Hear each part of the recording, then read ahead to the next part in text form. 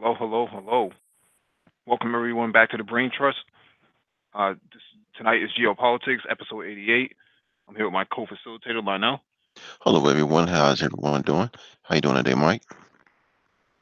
I'm chilling, brother. Yourself? I'm well. I'm well. All right. Let's get started on the first article. Before we get started, I got a One, question for you. sir, sir. Um, what's your opinion on the? What's your opinion on will these midterm elections have any impact on United States geopolitical strategies? So, my opinion on that is it shouldn't have that much because depending on who takes the House, Hmm. uh, it Trump still has executive orders. He Okay. still has his players. He still has his team in place, right? You still have Mike Pompeo. You still have Mattis, Mad Dog, Hmm. uh, national security advisors and stuff like that. Bolton. Yeah. It doesn't really change much. Those guys are hawks, so they're already in place to do what they were set to do. Now, what can happen? What can happen? What can come from all this is that you could see the amount of charges against Trump to use Article 25 to remove him from office. Mm. How well that's going to work out, I don't know. Um, he seems to be pretty set in place. Nikki Haley stepping down could be a sign that he's she has other ambitions to either lead the party in the direction from Trump Mm. or um, just play the back burner for right now. I mean, um, th- it's too early to tell what's happening, um, or what's going to happen with the future of the foreign policy. I think their foreign policy is pretty much set in place. So make friends with Russia, attack China, attack Iran. These guys, Mike Pompeo, uh, Bolton, um, Mad Dog Mattis, those guys are in place to actually take down Iran. The question Mm. is, when will they take it down? Not if they're going to take it down. Can they do it under Trump? I don't know. If they Okay. throw Trump out, high probability that they would. If Trump goes ahead with a war, it could be a disaster and it can cost him and the Republicans any future elections. Um, Mm. you can drag Russia in, you can drag China in, you could drag Pakistan in, Saudi Arabia more importantly because they'll take a full weight of the force as well. So it playing with foreign policy, attacking Iran could open up massive consequences that are unforeseeable.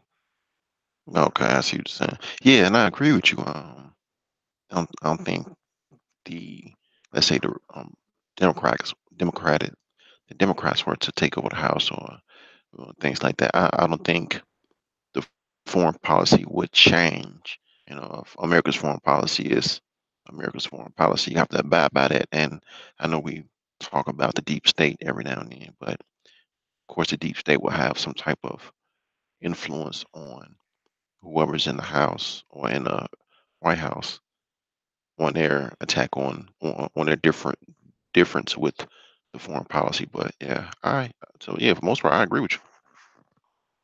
Yeah.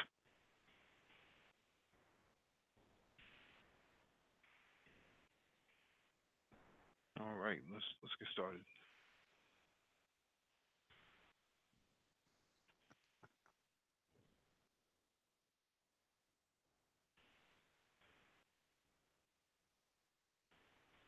First article, actually a video from RT, um, the Nebo M radar complex.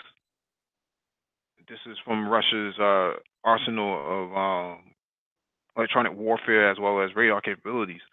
Mhm. This this is a portable radar detection system, basically used for covering large swaths of landscape.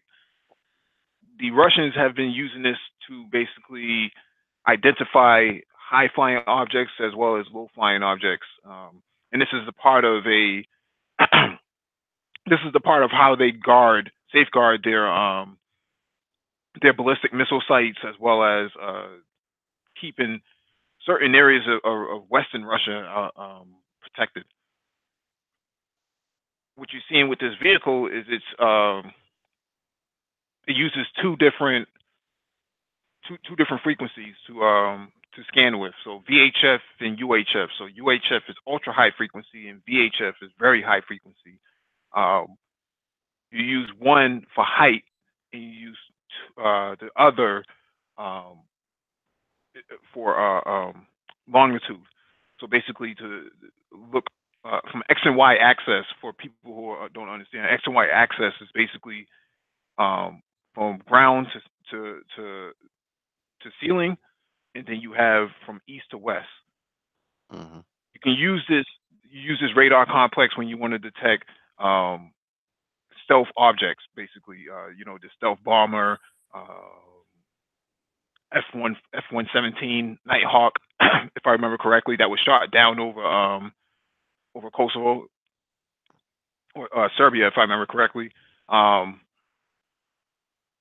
Basically, this whole entire complex is unique because it's portable, and the ability to drop this off in places like Syria as well allows the Russians to have high visibility and close all sorts of threat gaps. Anything you want to add, Lionel? Yeah, over the past solid month, we've been going over videos of Russia's different parts of Russia's military, be it Navy, Army, Marines. And what we've been going over are important things that Russia has put on display, put on video in terms of filling out their military. And the things that they've been showing are very useful, important things. Just last week, the truck that seeks out e IEDs and that Mine's fleet. uses right, and that uses you on ultra high frequency. Now you have this, and what I'm seeing the trend here is mobility. Even with their ballistic missiles are not stationary; they're mobile. I'm seeing the trend of mobility, being able to, as we mentioned before, Russia's military is more defensive than it is offensive. That's not to say that they don't have offensive capabilities, but the mobility that they have is geared toward being more defensive, um, and spotting out the enemy, seeing where the enemy is at, protecting their territory or invaded territory, whatever the case may be. And with this, I see this protecting, adding an extra layer of protection on their mobile ballistic missiles, on their the big truck we covered a couple of weeks ago. I forgot the name of it. Being able to protect these things, like you said, on the y-axis and the x-axis. That if to give people a more idea that x and y axis should sound familiar, with the graphs. You know, um, this adds another layer of protection and protecting their own army, marines, um, maybe air force. So yeah, this is that extra layer of protection. And I always say this word whenever we go with these videos, but it is impressive. They're thinking more strategic. They're thinking more of, okay, what if this fails? Okay, we have this. The backup to the backup. As we say in the military, what's the backup to the backup? And with this layer, it's a thick layer. It's a thick layer of protection. Whereas it's mobile. You can move it to different places. And yeah, yeah. Yeah, and this is the most recent version of what they originally had during the 1999 war or NATO launched against Kosovo. So what we're seeing now is a more modular, is lighter. One and two, it's cheaper, and three, it's just as portable as it was before. In the video, they mentioned that even if you shot at it with a Kalashnikov or AK-47, Mm-hmm. it wouldn't do damage to it. It would still operate. Yes. So Mm-hmm. it's not 100% dependent upon all the pieces working together. It can actually operate independently of two or three pieces missing on the antenna itself, on the grid itself. So That's good. That's good. Because now, with that says to me that they are looking at war or battle scenarios. Things get damaged. It's you explosions, bullets, um, force. Things get damaged. So if something gets damaged, the first wave, that's bad. So they're building these things to withstand um, missing elements, like the helicopter we went over. It can still fly without its tail. Well, with the rotor, well, the tail rotor, and this it can still operate if two or three things are missing, which means that they're building things in a mindset of battle damage, which is good, which means they can go deeper into battle with the same equipment that they bring in. And my question to you is just to be more comparative, because we go over a lot of Russian military equipment. What would be the equivalent, the American equivalent to this? Or does America have something as equivalent to this that you know of? America uses a Raytheon radar system. I forget the name of it off the top of my head, but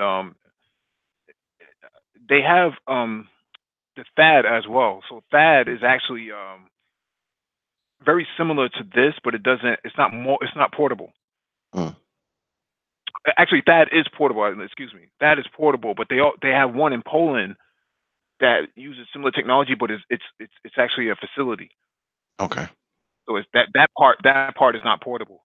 But the THAAD system that they do have in South Korea is actually portable. The one they have in Alaska is actually portable. It's on a truck, but it's not.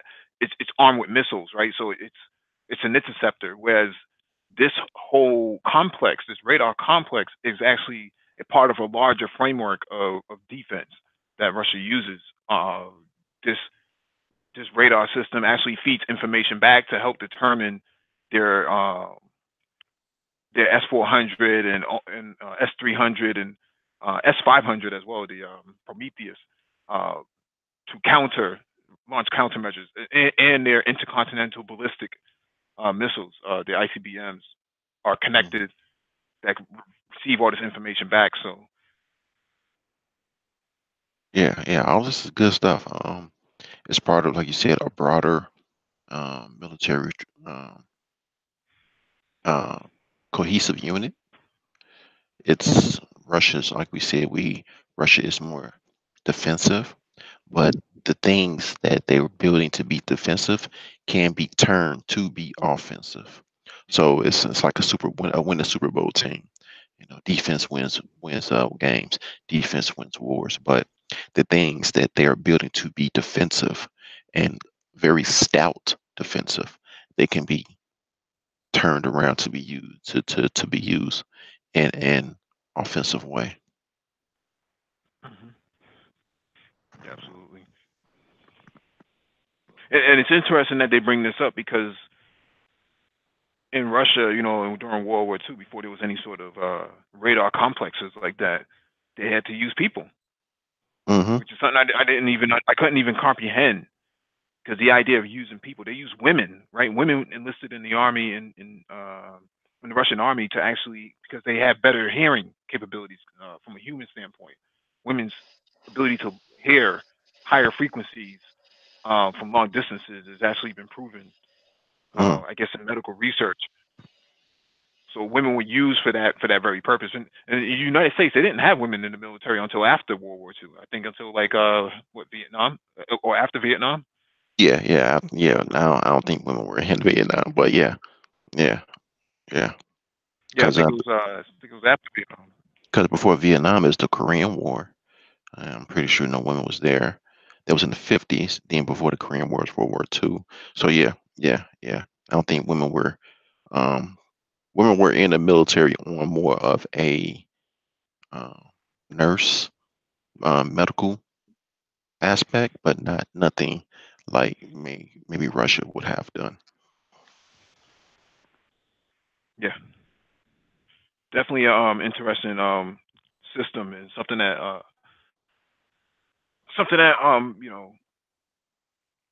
piques my interest because I'm a tech person, so I like to see things like that. Hmm.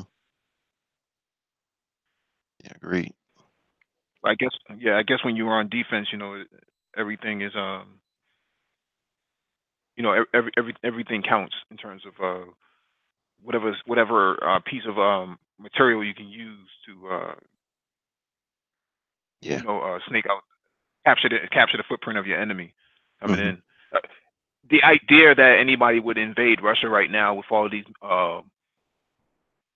complexes set up, it just seems unrealistic. But they're NATO seems to be very determined to actually do this. So they know if NATO's coming Yeah, with yeah, this yeah, hardware. They know. oh yeah, oh yeah.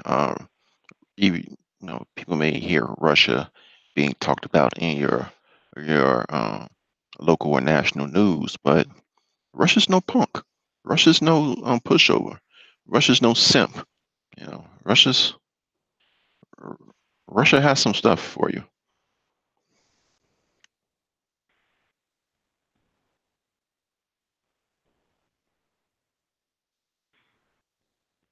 And it's massive too. It's just extremely massive. Hmm. And to think that they have the cheap version actually does all this too, and they have a higher end version to this. Yeah, because it's almost like their defensive network is strong. Um, it's we say massive, and we've spoke these words before. If they're showing this, aren't they showing? You know? I would like to see something like this on a on something like a frigate, or even a submarine for that matter. Imagine a submarine that has the capabilities to detect incoming objects from underwater, from 2,000 not 2,000 miles away, but from 1,000 miles away. Hmm. I think that would be ingenious. Yeah. But oh, you That. know what? We covered that before. That their new submarines actually can detect because it Yeah. has that technology. Right? It has the Yeah. ability to penetrate through water. Yeah. Um. Yeah. The frequency's ability to not only penetrate through water, but how far in the water, and how submarine. I think we mentioned how some of their submarines don't have to come up to the surface to transmit or receive information because of the antennas have to be, you know, poking out the either at the near the surface of the water, or breach the surface of the water. But yeah, to be have that capability to detect things yards away, or even a submarine being able to detect that another submarine has shot something at you, and taking those early evasive actions or maneuvers is can save a lot of lives and equipment. Absolutely. Move on to the next article, man.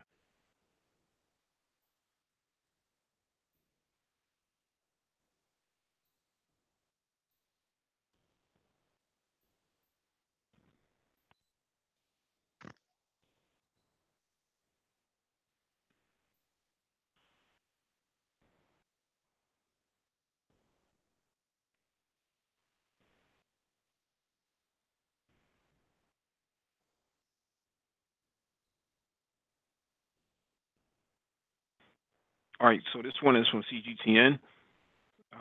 Moscow to hold exercises close to NATO war games. Uh, this is happening off the coast of Norway as we speak, or at least maybe this happened last week. But I think it's still going on for the most part. Uh, Russia Russia can't afford to be boxed in Hmm. with NATO encroaching on their border. So these drills are all necessary for countermeasures in case they get pigeonholed in.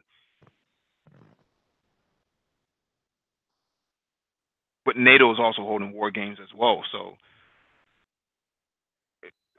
anything can happen. You get hit with a 7.62 round, or a 9 millimeter round just happens to go off. Somebody gets hit on one of these shipments. And it can't be an accident anymore. That's just the start of a war. Hmm. Yeah, this is strategic on Russia's part, like you said. They don't want to get boxed in. NATO is creeping inches ever closer on their doorstep. They're coming up the stairs. So Russia is beating them back, um, trying to get them to stay their ground. And with these war games happening, that's a strategic move by Russia's part to have um, their war games near NATO's. These are big boy maneuvers, big boy decisions where you say, well, they're practicing this at my doorstep. I'm not going to allow them to. I'm not going to allow them to even think they can do it because next year or next time it'll be closer. So Russia is pushing back strategically by having their war games out near NATO's. And like I said, anything can happen. A shot may go across the bow. You know, we mentioned weeks ago how a plane went down somewhere, or she was shot, so something about something, and you know, someone has to answer. Well, who pulled the trigger? Who shot the missile? Um, Mhm. and it's not only America. Here you have other allies and enemies that are playing these war games because countries don't play war games by themselves. They normally play war games with their allies. Um, so yeah, anything can happen, but this specific move is a big boy move by Russia to send a sign to NATO, which says, "Hey, we're not going to allow you to keep encroaching on our territory, on our country. You know, you need to know that we are here. You need to know that if you muster up the extent of the extensive bravery that they someone needs to answer. So yeah, this is a big big move by Russia.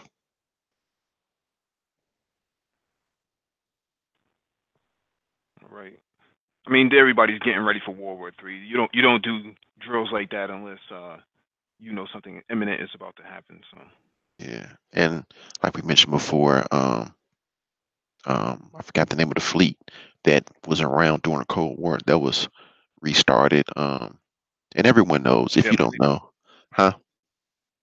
the Atlantic Fleet. Yeah, well, yeah, it had to be the Atlantic Fleet that was around that stopped when the Cold War stopped. Yeah, I think it was that.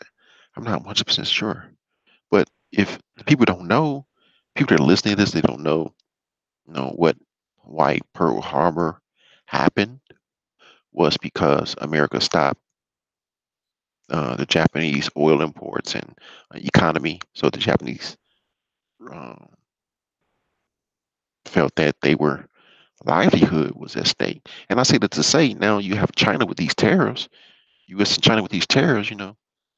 People are losing their jobs, economies are slowing down. So if something, hey, you're leaving the door open for war. Yeah, absolutely. We'll move on to the next article.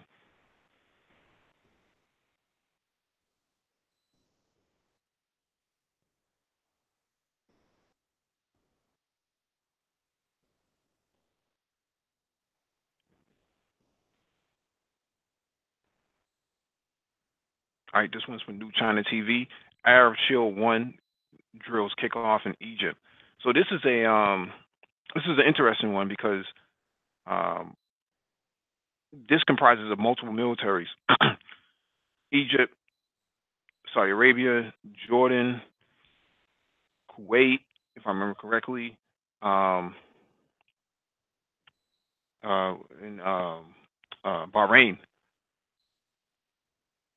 all training in Egypt right now for war games. So we just saw Russia doing military exercises in off of Norway, and we and now we're starting to see the Arabs are kicking up dust in the desert, so to speak, without no pun intended. Um, this is starting to get real serious. Yeah. Now my question is, okay, um, all of the countries that are in this is part of the Arab Brotherhood, if you would say, what are their intentions? What are they getting ready to protect themselves, or are they getting ready to be on the offensive? Well, so high probability that it's a high probability that they're going to create this sort of Arab NATO, this Mm, Middle East security alliance, and invoking Article 5 in their charter, similar to NATO, and they'll use that as a pretext to invade another Middle Eastern country. Could be Yemen, could be um, it could be Iraq, could be Iran. mhm. But even if you brought all that firepower, who really has the guts to go into Iran?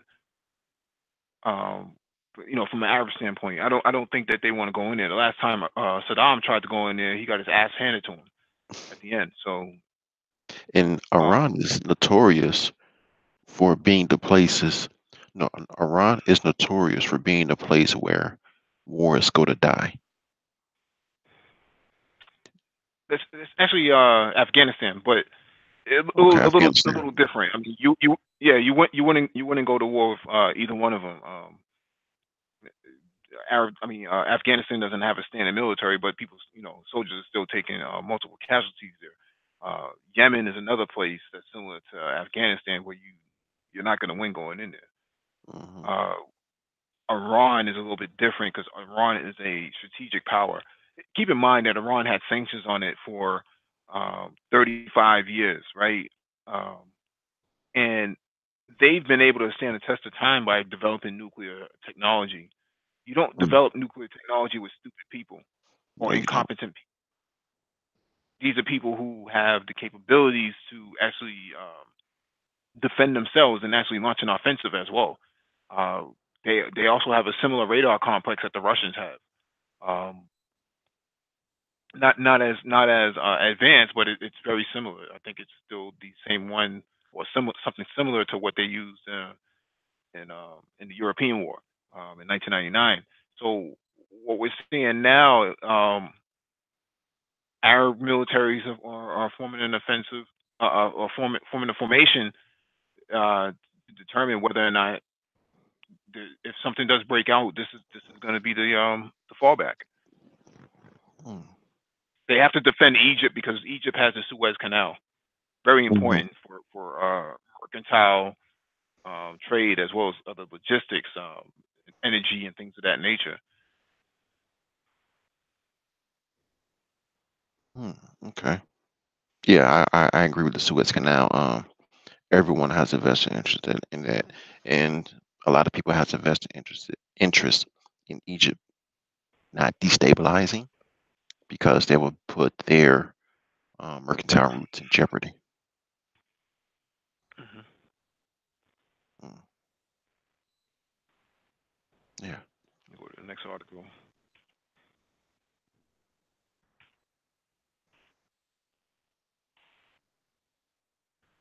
This one is from Press TV. Um, Iran's Revolutionary Guard Corps hold massive joint air defense drills. Again, this is all happening right in the same time frame as other militaries are holding their drills. Uh, Moscow holding drills off of Norway. Arab militaries holding drills in Egypt. Uh, Iran holding military drills right now. Yeah, yeah, Looking at something's this going video, it on. looks like they're looking at this video.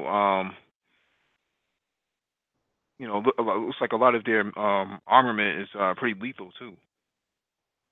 Yeah, something's going on. It's too many countries that are uh, having drills at the same time. There's too many countries that are playing war games at the same time.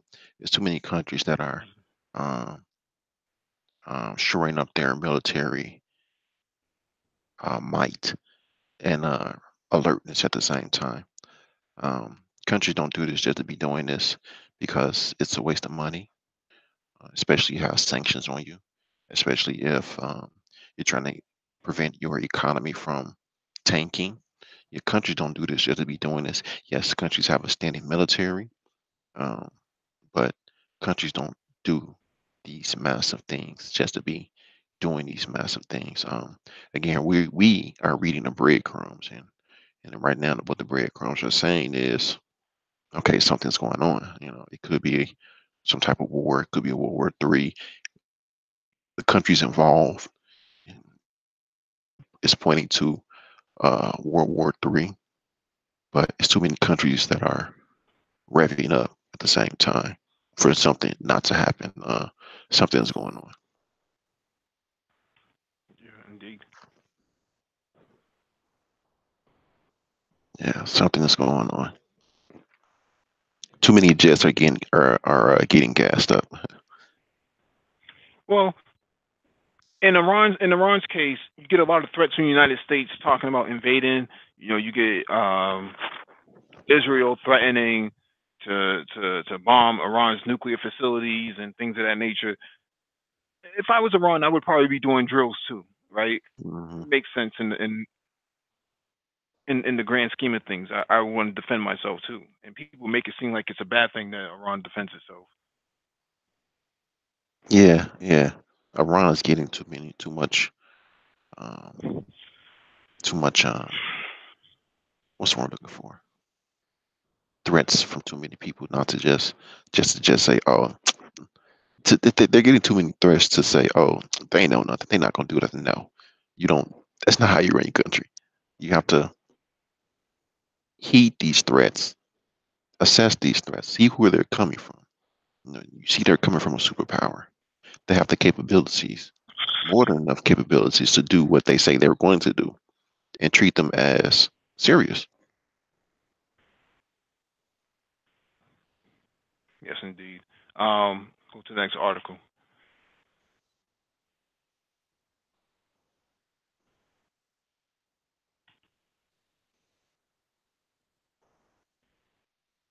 Again, another one from Press TV. Russia has proof U.S. was behind drone attack on Syrian base.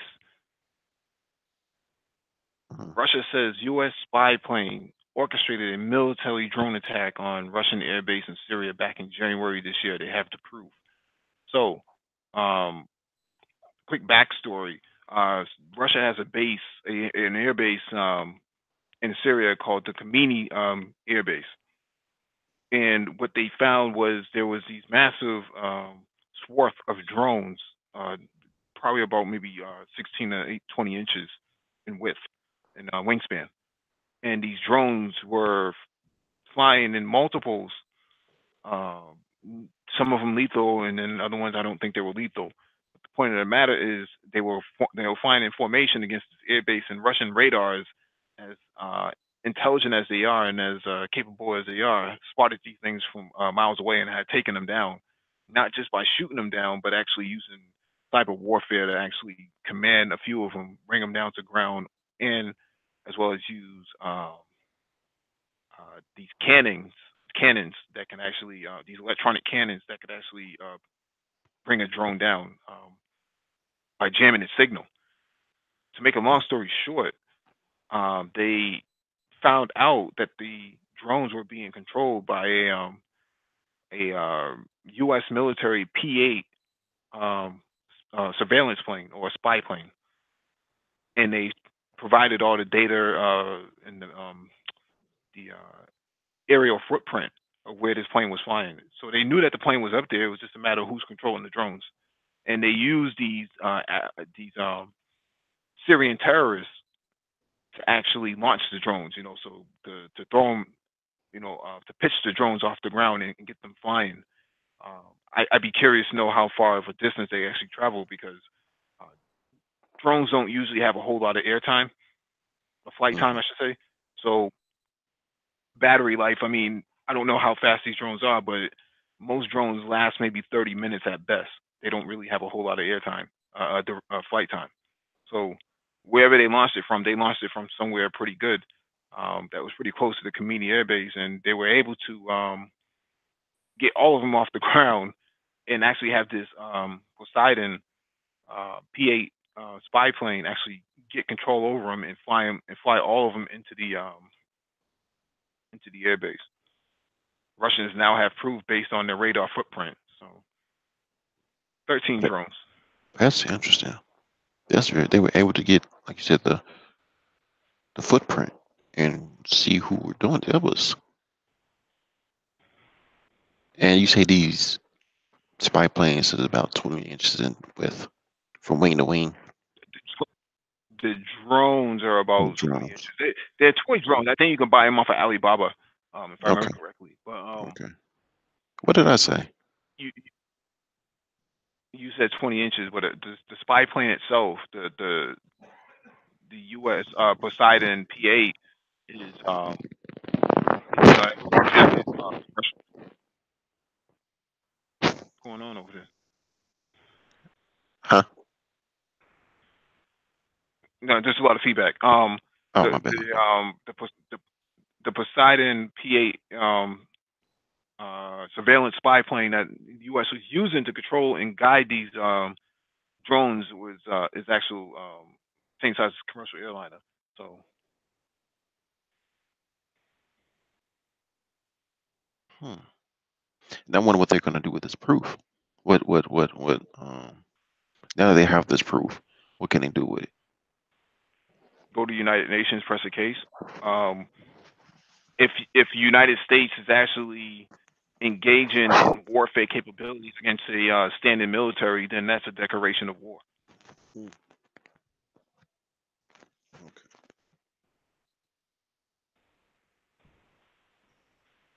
Now they used these terrorists and said, "Oh well, it wasn't us. It was actually these guys on the ground with towels wrapped around their heads. It was those guys in sandals. It wasn't us."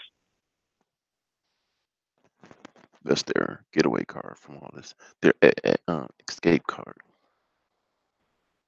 I see what you're Yeah, saying. absolutely. Just blame the guys on the ground, right? So that would be their legitimate argument that it wasn't us. It was the guys on the ground. We don't know those guys. How did they get the Mhm. drones in the first place? I don't think there's a Toys R Us or a Caldors or Woolworth inside Syria. No, no, no. No. Alibaba or us. Yeah, That's yeah. interesting. No Amazon Prime. You For got a lot free. of feedback on your mic. Oh man, You got a lot of feedback on your mic. is is it still there? Yeah. All right. It's gone now. Okay, okay. I don't know what was going on with it.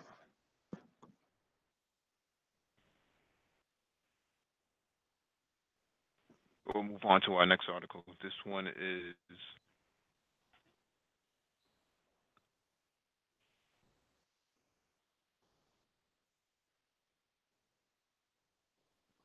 one is from SputnikNews.com. Double trouble. Why ruble priced S-400s for India are a big problem for Washington. The $5 billion plus deal between Moscow and New Delhi for 5 regiments of Russia's cutting-edge air defense system got an added bonus this week after it revealed that the contract will be paid in rubles. Taking a look at the deal, the deal's details, Sputnik discovered that it's really a double blow to the U.S. military-industrial complex. So, message to Washington. On Wednesday, Russian Deputy Prime Minister Yuri Borisov confirmed that the S-400 deal with India was signed in rubles, becoming the first major non-dollar denominated defense deal Russia has signed since 1991. In exchange for approximately 330 billion rubles, India will get 5 S-400 regiments, 10 battalions, with each battalion consisting of 8 launchers, 112 missiles, and the associated command and support vehicles of the most advanced air defense system in Russia's arsenal. So, uh, what this means for those who are listening and not really understanding why this is relevant,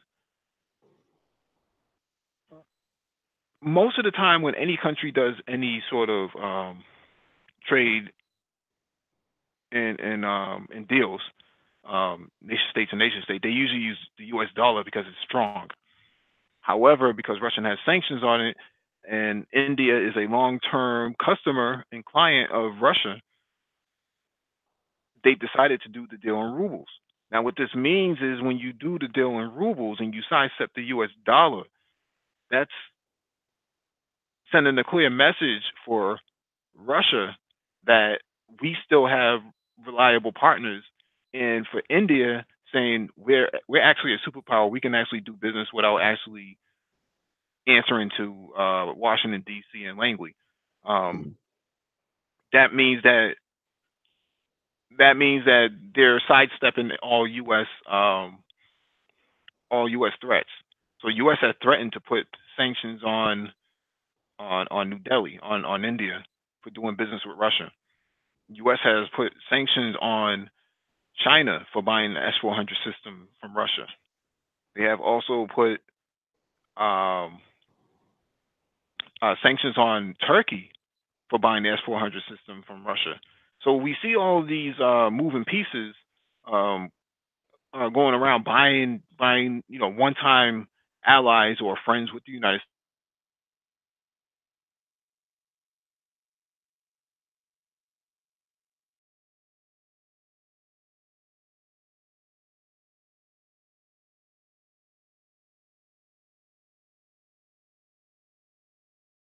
States. In rubles. Who else can do business with Russia in rubles? This actually gives Russia a whole lot of leverage financially in the market to say we're still relevant, and I bet you that this deal actually boosts up the currency in Russia from it being devalued to actually being somewhat valuable. What's going on, Jack? What's going on, What's going Jack? on, brothers? What's going on? This is interesting. You see more people sideswipe the dollar, not sideswipe, but sidestep the dollar in doing trade.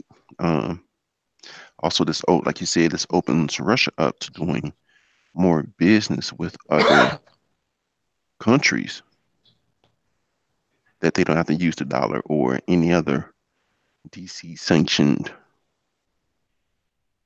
trade median. So this is interesting. Everything you said was right. Yeah, absolutely. I think going forward, this is probably they're probably doing this as a test to see who, because these are two superpowers. This isn't like Russia doing business with Puerto Rico. Uh, This is Russia doing business with another superpower. So if Russia's doing business with another superpower, then that means that we're taking the gloves off. So hmm hmm I know. There's other countries who've done this before, but why particularly India is going out their way to do this to kind of like send this message? For what reason? well, this hasn't actually been done before, right?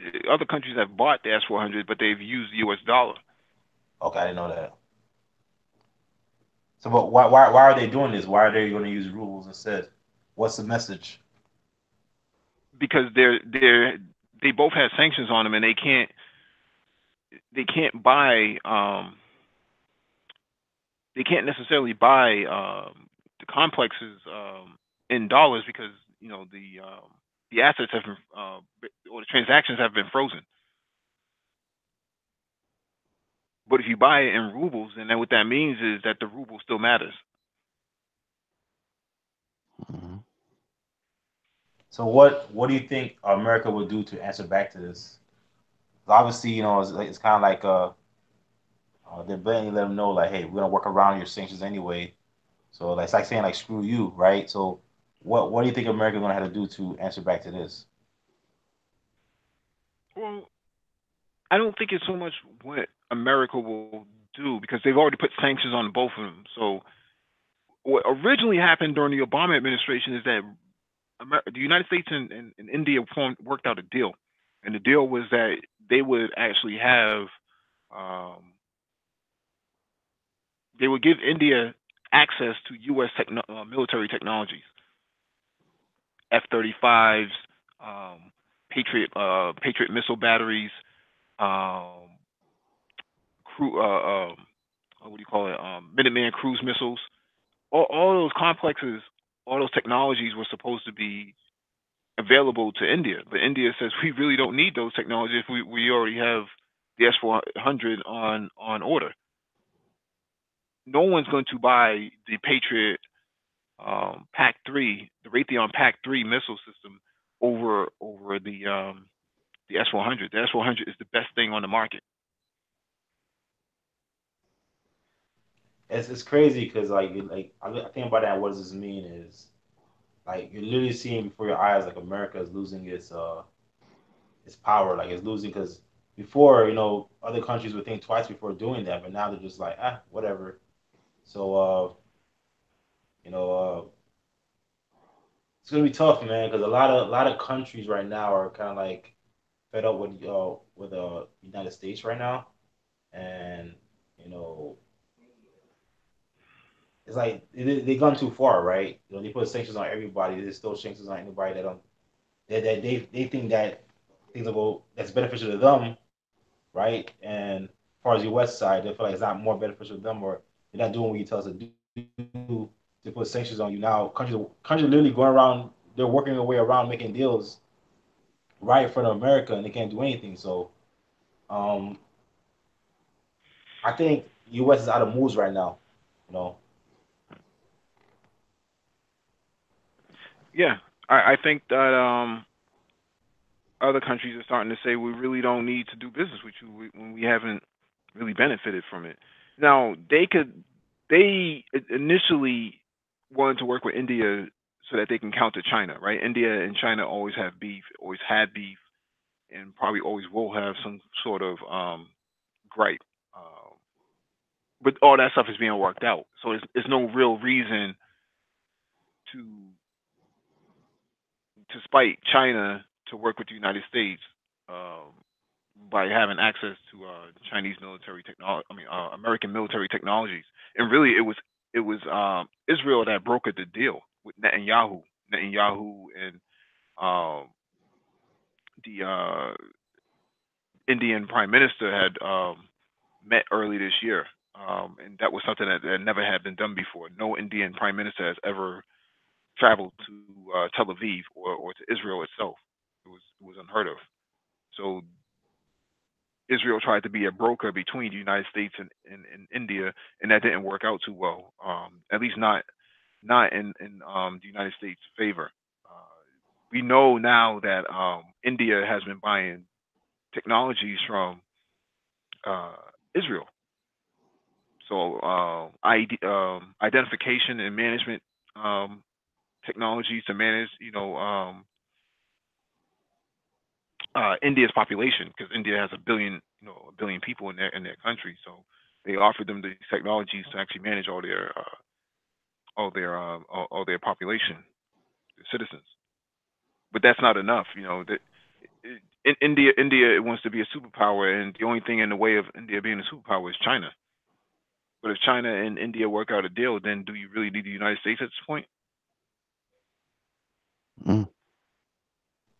damn. So it's like this means that U.S. is becoming more isolated year by year. On another side note, Israel. This is I know Israel technology. I think I saw an article um, about Snowden discussing Israel tracking technology, how they can track people, and it was used to track um, Jamal. I forgot his last name, Khashoggi. uh, Khashoggi, right? So Israel, I had no clue about this, but Israel technology is that is that superb? Is that good? I don't know what it is that they what Snowden was referring to, but I assume that's they're talking about hacking his iPhone, Mm, his Apple Watch. damn. Okay. All right. So back to the deal that Israel brokered with India. Why do you think that fell apart? Because of the sanctions? Not necessarily the sanctions, but what does Israel really provide, and what does the United States really provide to India that India really needs? Hmm. There really isn't anything that India Nothing. can't get from Russia and China or Hmm. somebody else, um, Japan for that matter. They don't really need the United States. The United States isn't really bringing anything to the table. Now, India in itself is a IT superpower. They are the best at managed services. And in that regard, what Trump could do, I think I talked about this before. What Trump could do is he can, stop blocking or reduce the number of H-1B visas of Indians coming to the United States. You think That that's would gonna be a blow. happen? You think that's gonna happen? It could very well. It could very well. Hmm. Shit, where Could things are send a lot of going. Indians home. Go ahead, bro. It Go could ahead. send a lot of Indians home. It Hmm. could send a lot of Indians home who are studying abroad here. I mean, they might run to Canada for a refuge situation, but for the for the most part, not, they can make a case and say, well, these Indians are taking the jobs from good white men. Hmm. Hmm. Damn. I ain't deal with it. So hold on. Let me think. So, hmm. Do you think that if they were to go that far and do that, you think that would, I think that would work, but do you think that will force India to play ball, or India's gonna push back and say, "Nah, screw that. We're gonna keep going and doing what we're doing."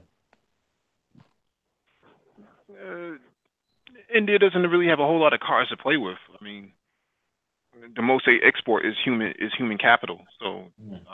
the human resources is actually what they export out. It's their biggest exporters. Hmm. Okay. That's good stuff, man. To see how that played out. Like when I think about India, all I know them for is for the for as outsourcing IT, customer service, and you see somebody over the phone from India. But it seemed like to me like their leadership, is making moves, and they're making power moves. So it's gonna be very interesting to see where India stands within the next, I say, 30 years. Once as the homogenizing of China is being progressed, but I want to see how it plays out. But where do you stand? What do you think India stands? Along with Africa, right? Because they're building up Africa up, and China, all these countries that they're aligning with. What do you think India's going to play in this whole thing? India has made up to $20 billion of investment into Africa just this year alone. I think, if I remember correctly, Mm, India actually gets a lot of oil from Kenya, and mm, then he reprocessed it inside of India. So also, India is very big in pharmaceuticals in Africa. I think they're like the number two or number three um, partner with Africa in terms of pharmaceuticals. So a lot of prescriptions for malaria and HIV and STDs and things like that are coming out of India. So India has a stakehold, a foothold inside Africa because they have a long history because they were once colonized by the British, just like Kenya, just like Nigeria, just like most West African states. So including South Africa too. So there's a strong demographic of Indians already in Africa. So and if Africa is going to be the new um, economic battleground, India doesn't really need the United States anymore. Once the dollar starts to wane in the next 5 years or so. That's interesting. So I guess as this new countries are starting to arise and step into global leadership, pretty much to a new degree. So Well, yeah, I think India is a part of the G20, but I would also argue that anybody who has a nuclear weapon is a superpower. does India have a nuclear weapon? Absolutely, a whole lot of them. I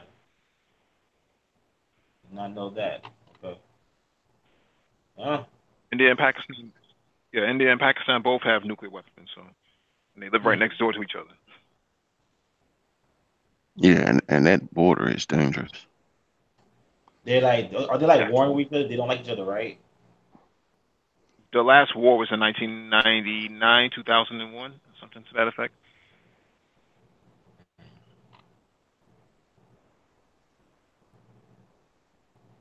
It's worse. It's worse than the Korean, South Korean, North Korean, Really? South Korean border. I didn't know that. Yeah, let me move on to the next article. All right. Europe opens door to sanctions on Iran after terror plots in Denmark, Paris. This one is from Fox News. European leaders are opening the door to possible sanctions on Iran in the wake of terror plots across the continent. Even as they criticize the Trump administration for imposing sanctions on Islamic Republic's oil exports and financial dealings, Denmark's intelligence agency on Tuesday said that it had foiled an Iranian plot to kill opposition activists and had arrested a Norwegian of Iranian descent. The suspect has denied the allegations and is being held in custody. Iran's foreign ministry has denied any involvement and has issued a strong protest to the Danish government. So what's happening now? To the top. What's happening now is that because the Europeans had decided to create an alternative SWIFT system, an international SWIFT system that allows them to keep doing business in Iran, despite the fact that Trump tore up the JCPOA, which you're now starting to see is accusations of allegedly there were terror plots, from Iranians on Denmark and Paris and by Danish intelligence. Why would Iran or any Iranians want to spoil a good thing?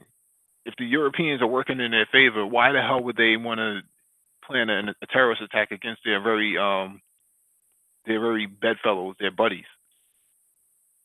What would be the point of that? It sounds to me that they're doing it to get France is doing it to get out of the deal, to get out of the. I know the JCPOA is not, and it's not is it's not anymore. And what we heard that was the countries that were signed to it wanted it to survive, but right now it sounds like France is trying to get out of their commitment, and Yeah, I agree with. Go ahead. they're saying, hey, um, these guys have been plotting terrorist attacks in our country. We should cut our ties to them. When that's not the case, like you said, they're bedfellows, but it sounds like France is trying to get out their commitment. Mhm. Yeah, I agree with Lionel on that one. Call a spade, man. That makes a lot of sense. It just doesn't make any sense for them to do that. So when I read that article, that's the first thing that popped in my mind. Um, so I'm 100% agrees with Lionel on that. Is I think they did that just to get out of to back out of the deal. Now the question I'm asking myself is, why do they want to back out of it? Hmm. That's a question. Yeah. Because the United States wants to put sanctions on private companies. So Mm. Volkswagen and um, Total, which is the French oil company, and what do you call that? Santander Bank, which is an Italian bank. all of these private entities are supposedly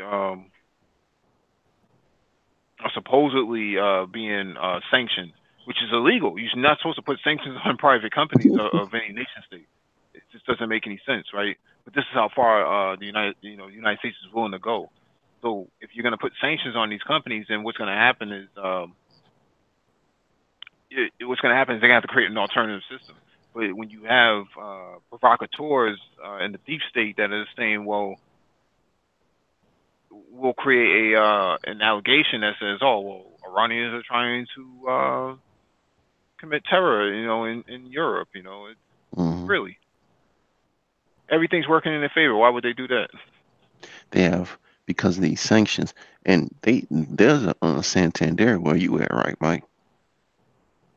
A couple of Yes, Santander's a big hit.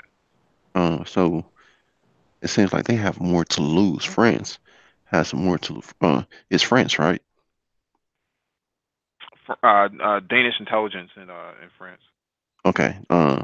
They have more to lose by signing the JCPOA and making sure it's successful than just backing out of it. They no money, if they continue with this JCPOA, the money dries up. But if they don't continue with this JCPOA, then the money flow continues. They're gonna go with the money flow.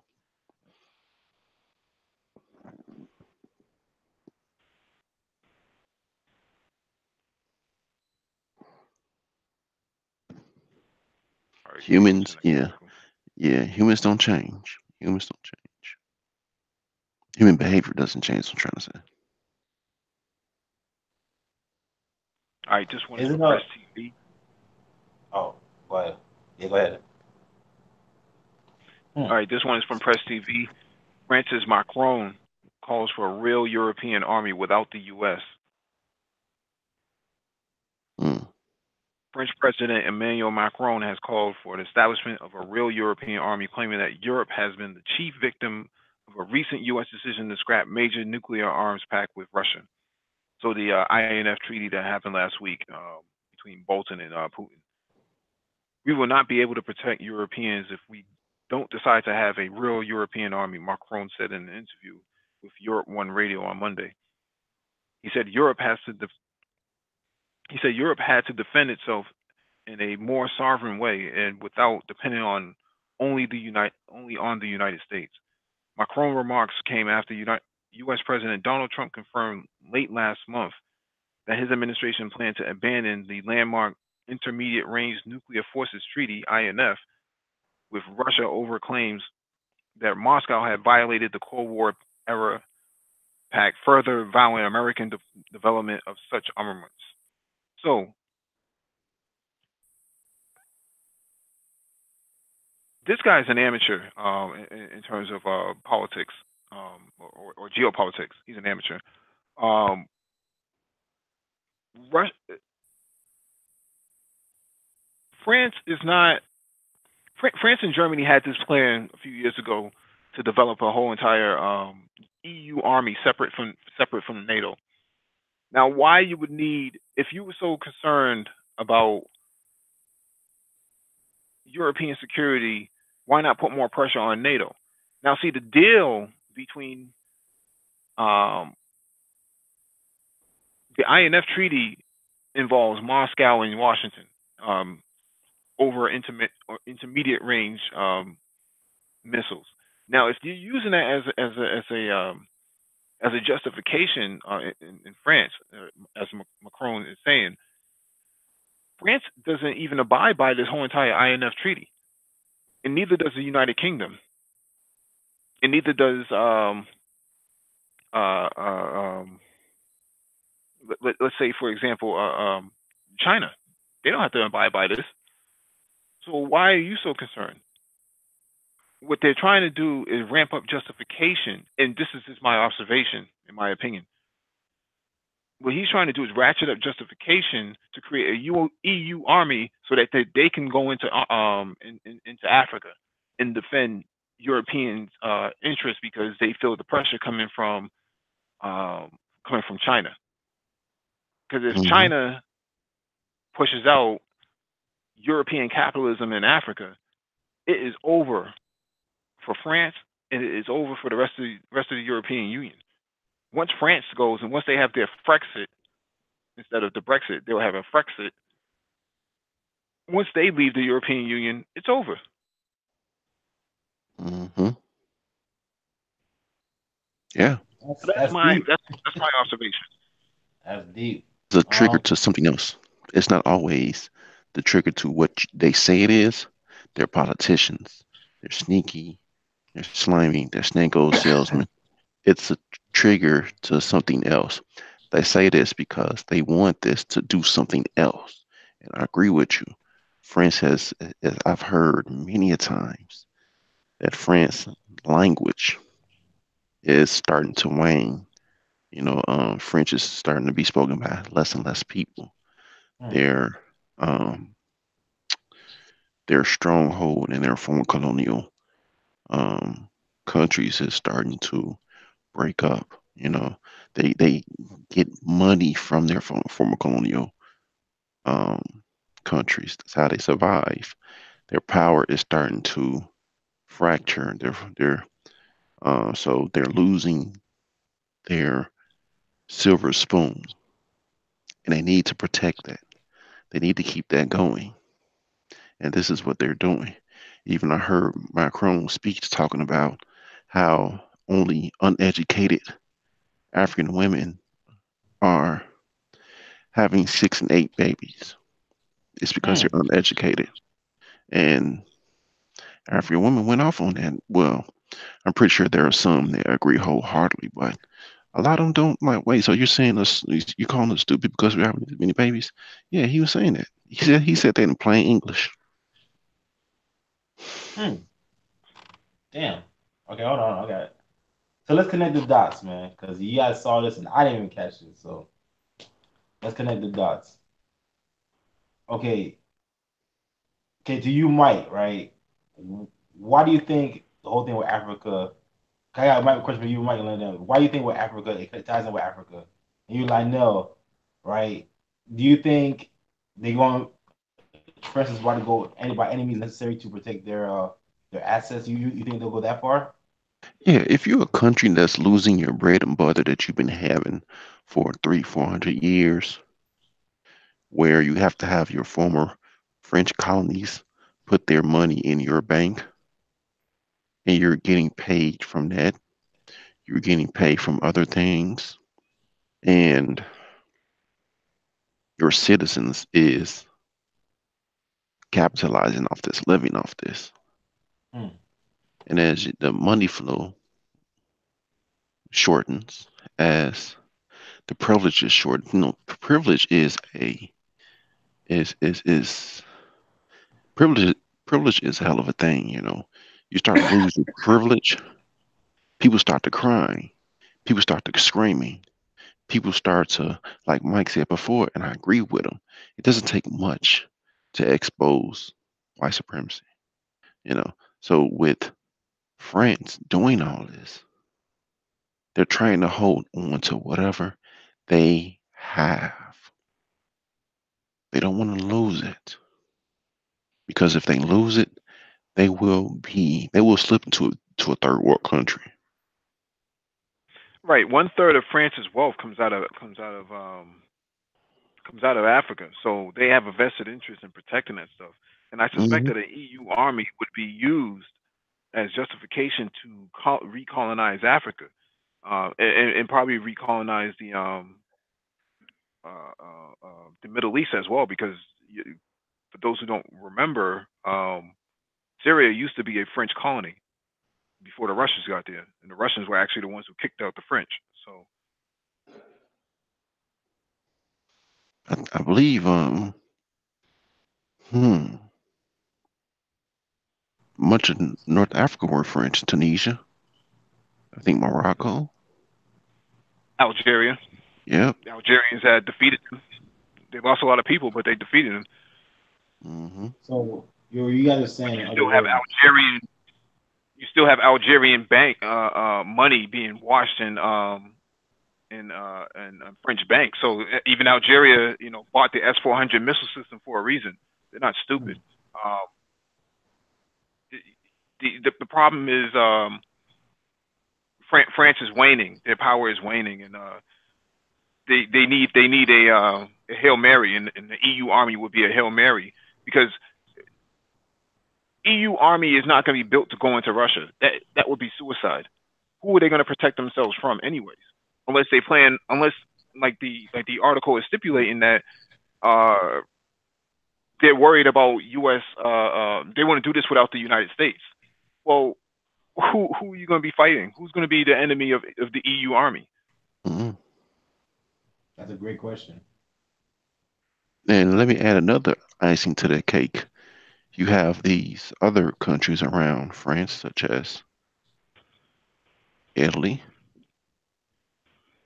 Portugal, Spain. They're not money makers. Mm. Mm-hmm. So as their economy goes, those people are going to move up north. France, that's the immediate largest country. You're going to have an influx. You already have an influx of immigrants coming from the Middle East. Then you have an influx of European immigrants. Your power is waning. You can easily and quickly slip into a third world country status. Mm. France will It's be deep Typically, about. broken. NATO keeps. Go ahead. No, I was just going to say that typically NATO keeps Europe from disintegrating into chaos. But if the argument is that the EU army would be to keep Europe from disintegrating into chaos, and what's the point of NATO? I mean, Trump has talked about NATO being useless. I mean, most of the European countries aren't even paying their own way, anyways. So Mm. why Hmm. why why would they why would the EU army replace NATO if they've been riding high off the hog of the Americans the whole entire time? They only have to commit 2.5% of their GDP. The only country that really has committed 100% in the European Union um, to to their commitment was Greece, and that's only because Greece has Turkey occupying their territories, which is another NATO power. Damn. All right. So pretty much in other words, what I'm getting from you guys is these countries they they hate you, but they need you, right? Hmm. And I guess the buffet is closed now, and it's crazy, man, because that shit it's crazy because it's like if you think about it, they came in there, colonized, they did all this stuff to people, but now it's like everything's turned back on them because they're talking about creating an army just so they can protect their resources, which I think it's not is they could try it, but it's gonna fail because we have other superpowers invested in Africa as well. So I don't think that's going to work. So I already know France's economy is pretty much on a thread right now. So to see that happen, yeah, hey, Well, you I wouldn't be have surprised, man. you have the Ghanaian president. I think his name is Akufo-Addo. He Hmm. went to a French college. He stated that he wants French to be a spoken language in Ghana. Ghana Hmm. is a former English colonial colony. It speaks English. So, what's up with that? Yeah. Um, you have the what's going on in Cameroon. You have the francophone speaking people persecuting the English English. speaking people. So they're going to create conflicts Hmm. in their former territories, then go in and recolonize them all over again. Damn. I don't know if that's going to work though. Because keep in mind that China, for the most part, has monopolize the resources in Africa through 99-year leases or contracts. So those contracts cannot be broken. They had one in Libya when Gaddafi was alive, and as soon as NATO bombed Gaddafi, that was the first thing they went in there and did was they tore up the oil contracts that they had with China, that China had with Libya. These things are null and void now. They're no longer valid. Mm. So China saw the writing on the wall and said, we're going to have to take this a step further. Now, I'm not saying that that's what they will. I'm not saying that it will. What that's what they will do per se. What Mm-hmm. I am saying is that's the strategy. That's how they do things. That's the strategy.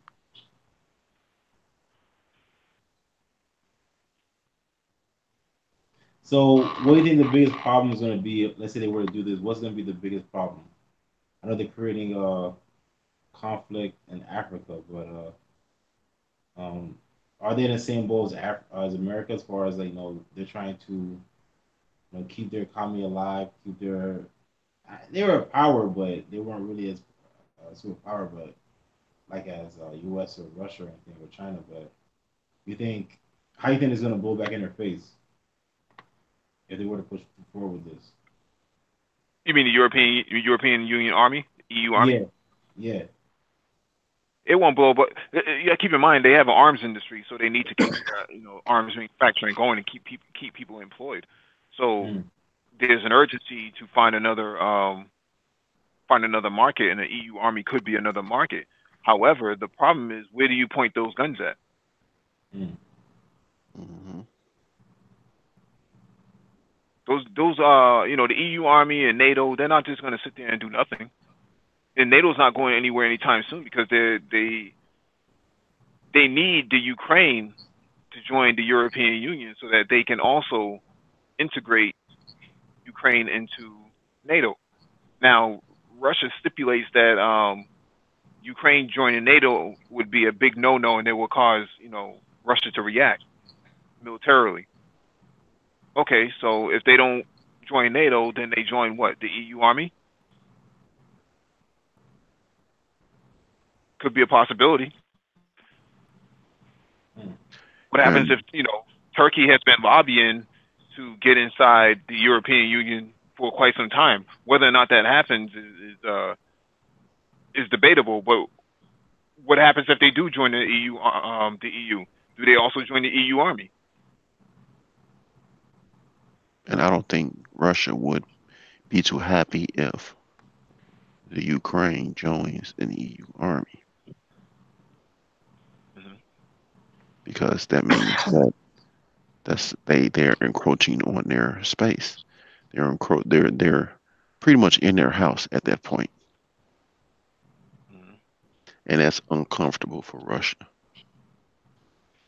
And who would join this army, right? So we know Germany and France has been pushing it. Would the United Kingdom join? Why push for Brexit and then join the EU army? Hmm. Right? This whole thing is just a big. It's just a big hodgepodge of just a big mess of political waywardness. You know, the EU is already falling apart as it is. They can't even pay their own bills. Right. Russia Mm. subsidizes Russia subsidizes energy into the EU at a very low cost. So there's really no reason for why they're delinquent on some of their bills. Right? You can't even pay your own bills. And No, where would Germany stand in all this? Because Germany is a powerhouse when it comes to manufacturing. Germany is the economic powerhouse of the European Union. Everything resides on Germany's stability. So for what it stands for, Germany is the main chess piece on for the European Union. Mm. If Germany collapses, then everything else collapses. But Germany is what keeps everything together. They basically subsidize the whole entire European Union because the rest of those other countries can't compete because they all use the same currency. They all use the same euro. So when you Now, manufacture goods, is it going to be cheaper in Italy or Portugal than it's going to be in Germany? It's going to be hard for you to compete. now, I don't think Germany would. go down with the ship. If the EU or this EU army or military is going down, I don't think Germany would go down with the ship. Germany would cut ties quickly. The to save their economy. You know, why would they even go down with the ship? It's some questions. Wait, we'll see. I think Europe is going to be in the dark ages again, man. It's going to be the dark ages. It's going to be a whole new world because a lot of people in Africa are going to be uplifted to the middle class, so they're going to have a stronger economy. And I won't be surprised. May not be now, but later in the future, when a lot of these African countries are succeeding to another degree, and a lot of these people are lifted up out of poverty, um, I won't be surprised to see all these African nations come together and create their own um, um, African or AFRICOM or African army, right? Or their own treaty, and they work together. And I don't know what would you call that? Like You will you know, you will see a flippening. Right now, um, it's the power yeah, in that region of the world, but you'll see a flippening um, where Europe will go down, their power would wane, their um, their uh, presence would be would weaken. No longer mm, would the European ice be colder. You'll see a flippening in that regard.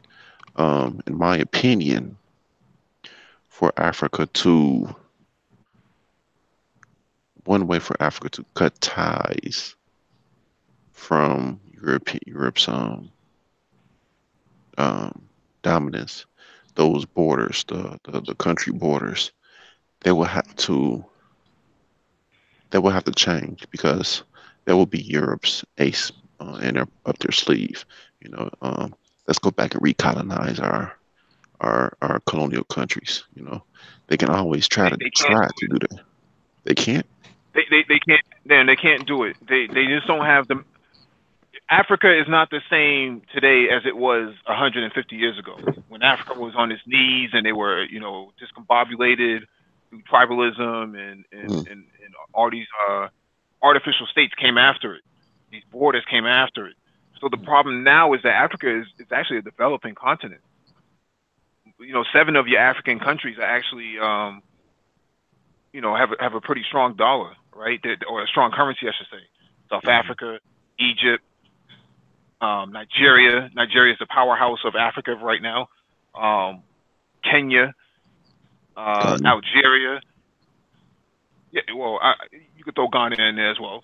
Um, and then you throw in Zimbabwe, who's a major ally of China. They're not going to tolerate a European army coming in there. They already have the AU, right? The AU already has its own military formation.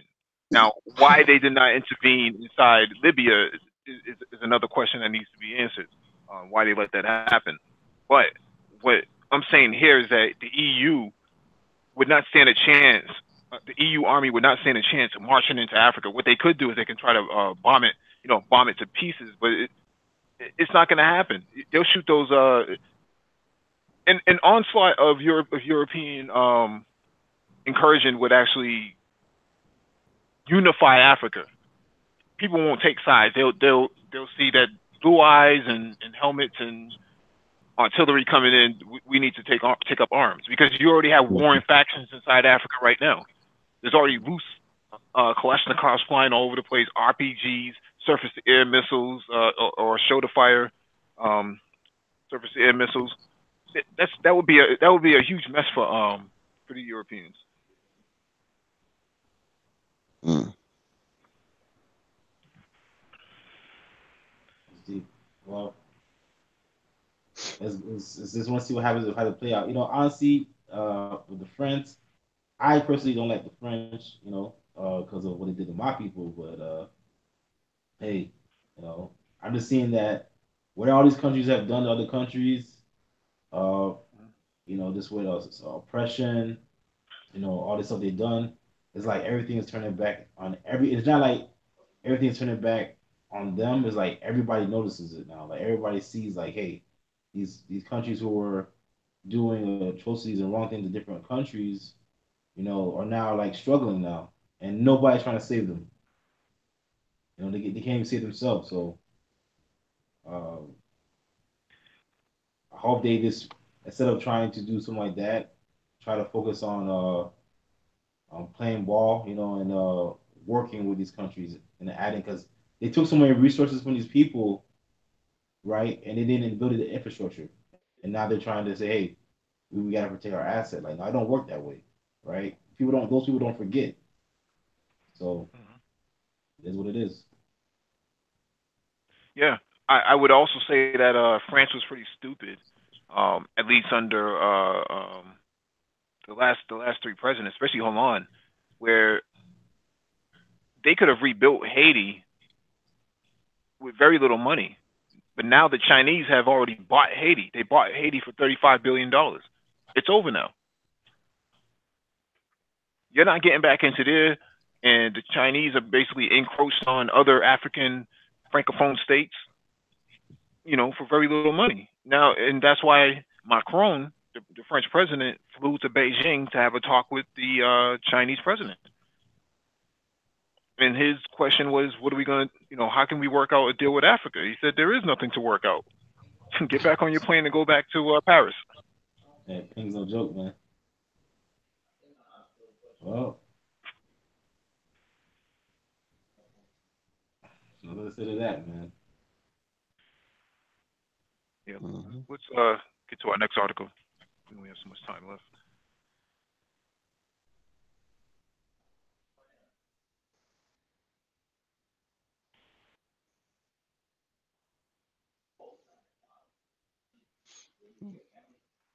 Can you all hear my All background? right.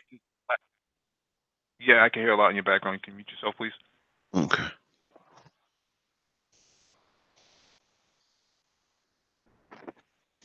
Yeah, get to this.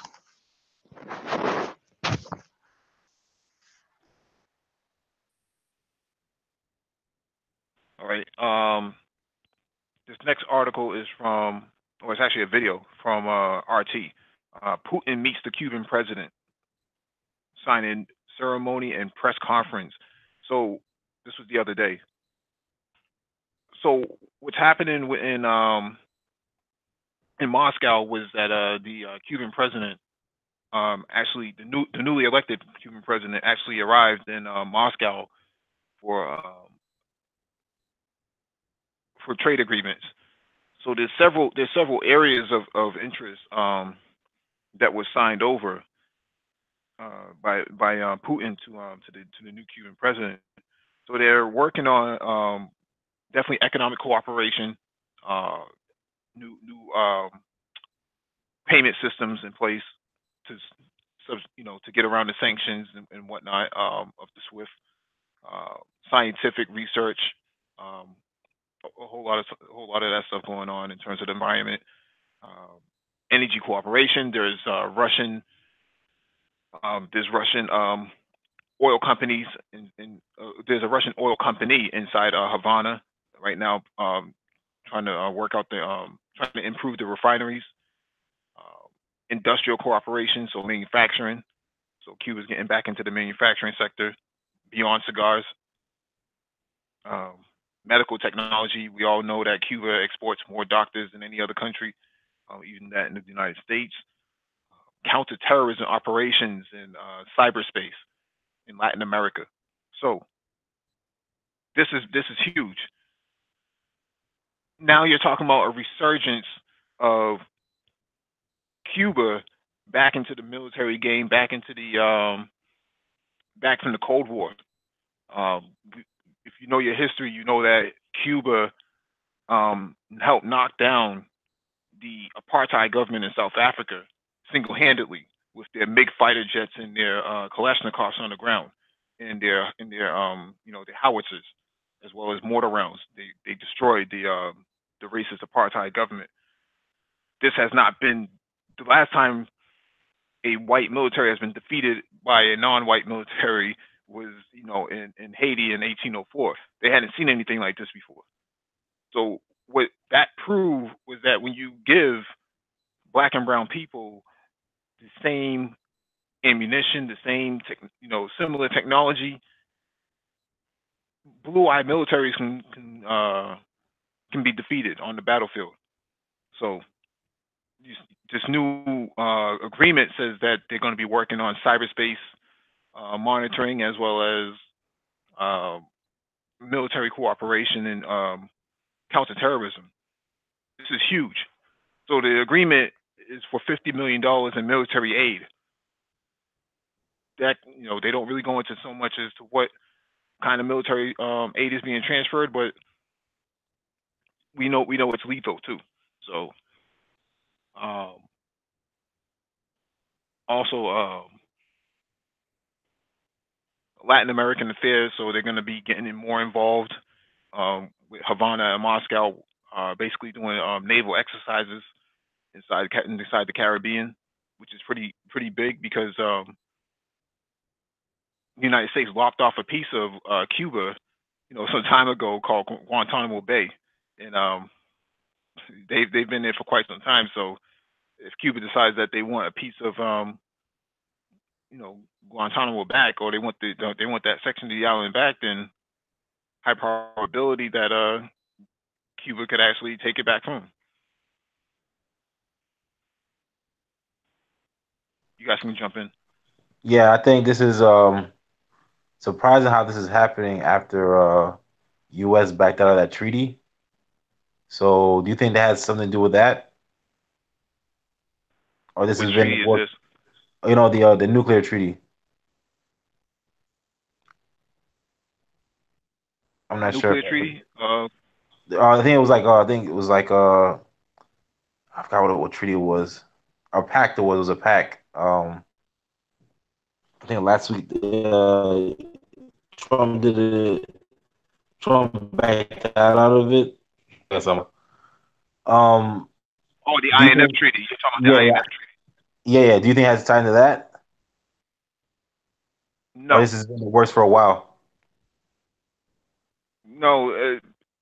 The sanctions that the United States had on Cuba or has on Cuba stipulates that they're a dictatorship and there's no democracy there. Well, guess what? They just had elections, and that new Cuban president you see in Moscow was democratically elected. So now what? You're Mm, gonna have to lift the sanctions off of Cuba. mm. So, okay, I think I look at this. I think what matters the most is now they're in our backyard. They're working with Russia. They're getting a boost in their military sector and other areas. Um, do you think U.S. is this is kind of a threat to U.S. or this is something that is not as a priority to them? But the problem is that the U.S. has neglected Latin America since 9/11.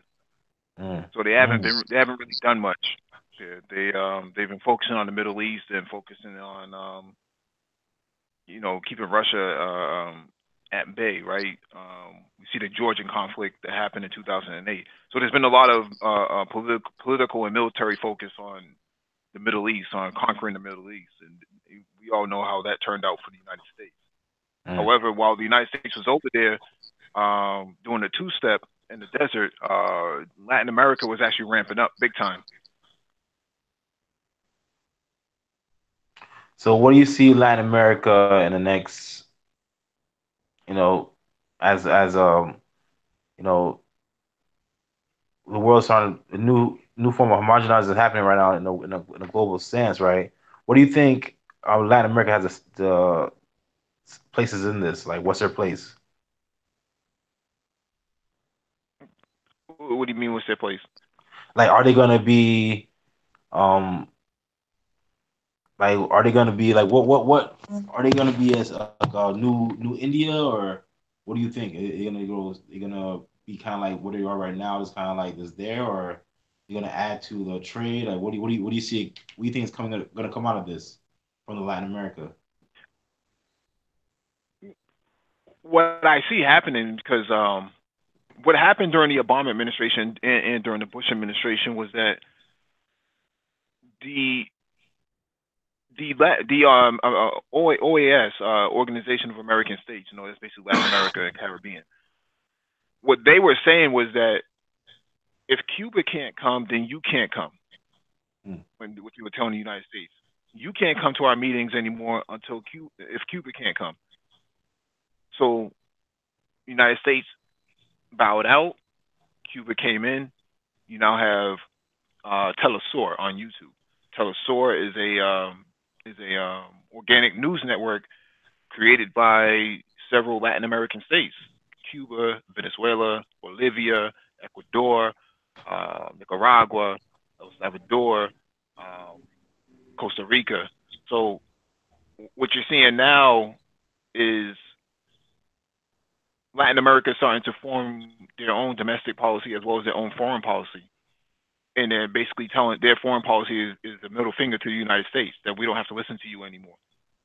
The Monroe Doctrine is over. This is no longer your backyard. So they're able to defend themselves now because times have changed, things have modernized. Their militaries are pretty well trained for defensive capabilities, not offensive capabilities. But for the most part, they don't need to listen to the United States anymore. The United States has neglected them. Now Trump hasn't really done much about Cuba. I mean, Cuba has so much value in it. To keep sanctions on them is kind of like shooting yourself in the foot.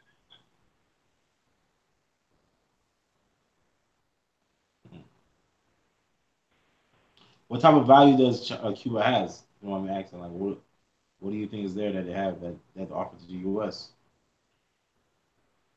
Well, they have medicine technology. They're a powerhouse when it comes to biomedicine.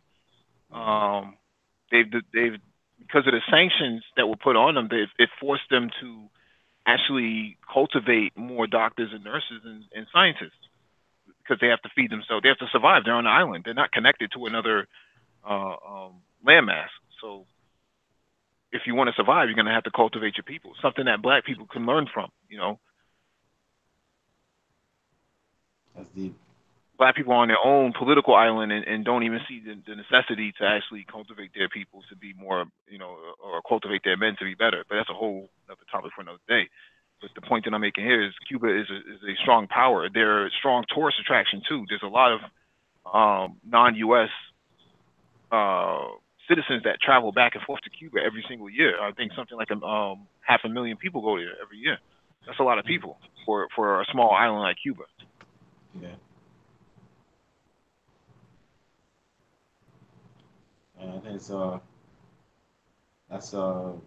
this is very important. I think this is something we need to keep close eyes on and see what comes out of this this relationship that Russia and Cuba has, and what they're giving them. So I'm gonna see how it plays out.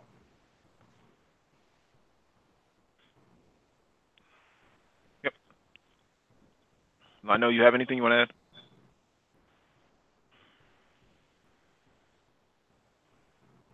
All right.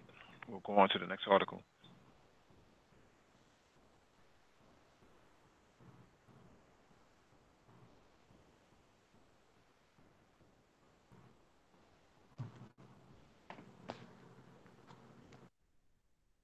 All right, this one is from time.com. Coincidentally enough, Cuban president meets North Korea's Kim Jong-un as part of first overseas tour. So he left Moscow and actually traveled to Pyongyang. North Korea leader Kim Jong-un and Cuba's president Miguel Diaz-Canel both hoping to get out of from under U.S. economic sanctions have agreed to expand and strengthen their strategic relations, North Korea's state media reported Monday. Diaz-Canel, who is in Asia on his first international tour since assuming office in April, arrived in Pyongyang with his wife on Sunday.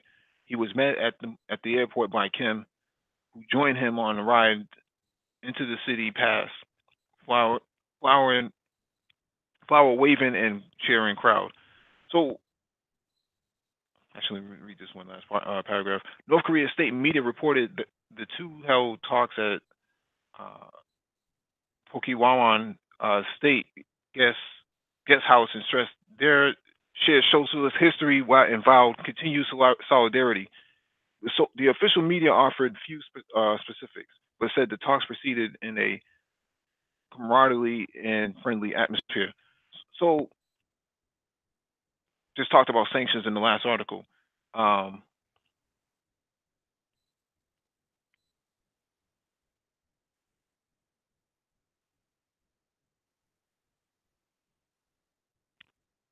I'm sorry, I'll just read the chat for a second. I got two computers, so I'm kind of bouncing back and forth. Cuban, basically, what's happening with Cuba and North Korea is that the sanctions that were put on Cuba is the same sanctions that were put on North Korea. So North Korea's sanctions went into place in 1953. Uh, Cuba's sanctions went into place 1958, 1959. So what you're starting to see now is those who are affected by blue-eyed policy are now starting to say maybe we should work together and maybe we should figure something out. Cuba has been able to spin out, has been a powerhouse for medicine, scientific research, and human resources. So doctors and nurses. I would probably throw baseball in there as well. North Korea has been a powerhouse for nuclear development, despite the sanctions. Both of these countries have sanctions on them. So what's happening now is, why don't we build a relationship? You help us out with our nuclear sector, and if I'm the Cuban president, you're probably asking North Korea to help you out with the nuclear sector. And if you're North Korea, you're probably saying we need some doctors over here and nurses to help us out because need one leans on each other. Medical infrastructure in Cuba and nuclear infrastructure, energy infrastructure inside North Korea. Yeah, I have to agree with But you this with is that. also Go ahead. but this, but this is also a message that to Donald Trump, the Trump administration, that we really don't need to talk to you about anything. We can fly and go where we need to go, wherever we want to, however we want to. Despite the sanctions, you can't stop us from what we're doing. You don't think Mike Pompeo is gonna be like, hey, don't do that, don't do that. What um, can what can Mike Pompeo really do? can't do nothing. He can't do nothing, man. But I think it's a win-win situation on both sides. Again, they have something to offer to each other, and that's what it's about. That's when it comes to countries. That's really what, essentially, that's what it's really about. Hmm. Um, I think North Korea is gonna benefit from this because, you know, I think the thing with his son, Kim Jong, um, only the son of his father, is different from his father and him is that it looks like he cares more about his people.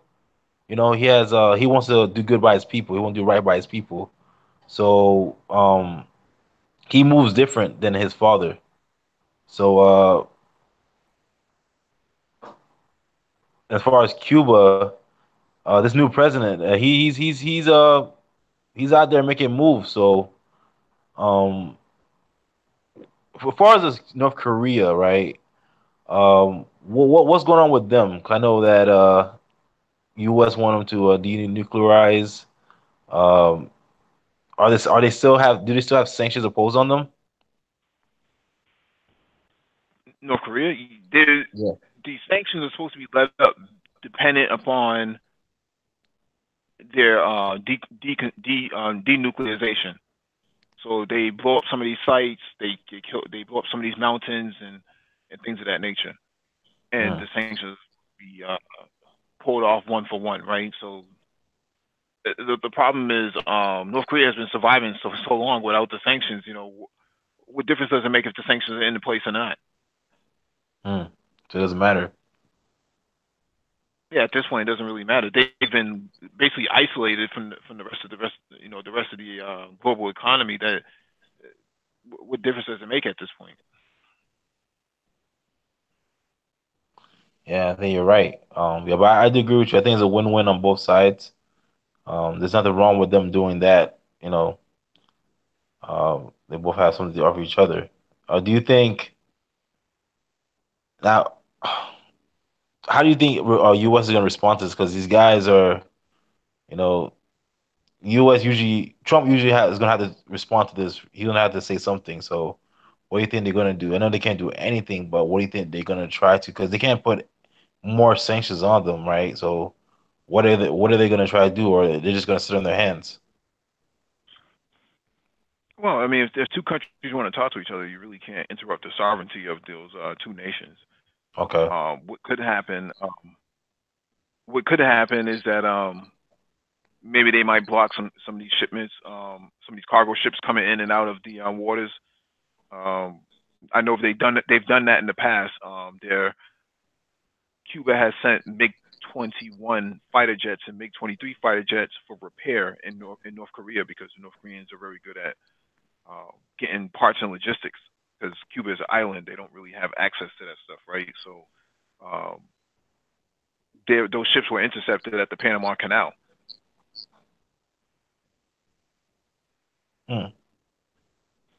So that by the U.S. military. So yeah, so that should tell you how far the United States is willing to go.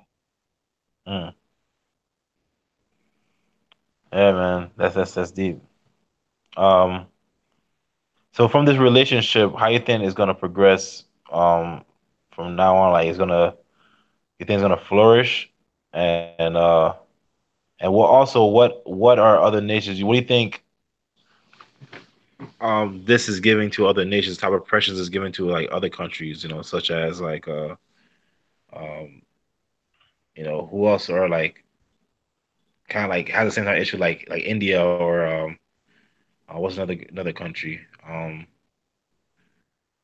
like Venezuela. Like what do you think type of pressure is giving them seeing this happening? Because um hasn't it seems like all these countries are coming together and kind of like U.S. is getting isolated, and there's more evidence of that being that's happening. So what do you think around the world as far as U.S. presence was being shown? Well, the United States is isolating itself through the Trump administration, right? So you pulled out of the Paris climate agreement. You basically tore up NAFTA. You tore up TPP. You've isolated yourself from the rest of society. So while everybody else is making moves, especially China's all up inside the Caribbean. They've been doing military drills with the Cuban military for quite some time, for the last couple of years now, since Trump has come into office. And like I said earlier, the Trump administration has neglected Latin America, and so did the past administrations under Bush. They've neglected it. So what's happening now is um, guys are getting hair on their chest now, or I should say, countries are growing hair on their chest. They got a little goatee now. They big time. So they have no problem doing business with other countries, and it doesn't matter what the United States says. What are they going to do? Bomb them? Before you could have bombed those countries, and nobody would have blinked an eye. But now, if you start talking about bombing any of these countries or even threatening them, that's going to make them coalesce. That's why you have things like Telesaur on YouTube, or that's why you have um, these Latin American countries coming together. I remember when Edward Snowden was suspected to be on the Bolivian president's airplane, and NATO actually brought his plane down in Europe when he left Russia, which has never happened in world history. No president's airplane has ever been brought down by a military power, and they searched it looking for Snowden. So that means Snowden is a very valuable target, is a high value target. On top of the fact that uh, they have no regards for the sovereignty of other countries, including the president. You brought down the president's presidential airplane. That is that's grounds for war. That's a declaration of war. You don't do things like that. So that's how far the United States is willing to go. But um, if that's the game they want to play, then go right ahead and do it. Like I said about France or the EU army going into Africa with this unified Africa, it's not gonna separate them. It's not gonna be able to defeat them. So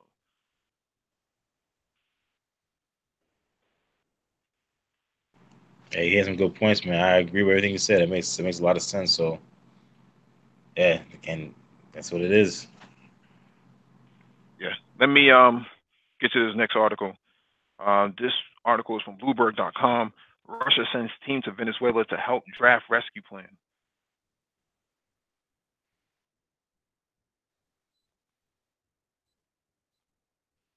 Russia has sent a senior delegation to Venezuela to consult high-ranking government officials on a plan to stem the brutal economic collapse in a key Kremlin ally. Venezuela is reeling from the impact of U.S. sanctions and low oil prices. Russia, which has maintained close ties with the leftist government of President Nicolas Maduro, and provided a lifeline in the form of 3.15 billion dollars in debt rescheduling a year ago, is offering technical assistance at present. The Russian delegation, including Deputy Finance Minister Sergei Storchak, will meet with local officials to help diverse strategies to manage the economy in the current crisis. Finance Ministry spokesman Audrey Lavrov said he declined to elaborate on the possibility of Russia might provide more financial support.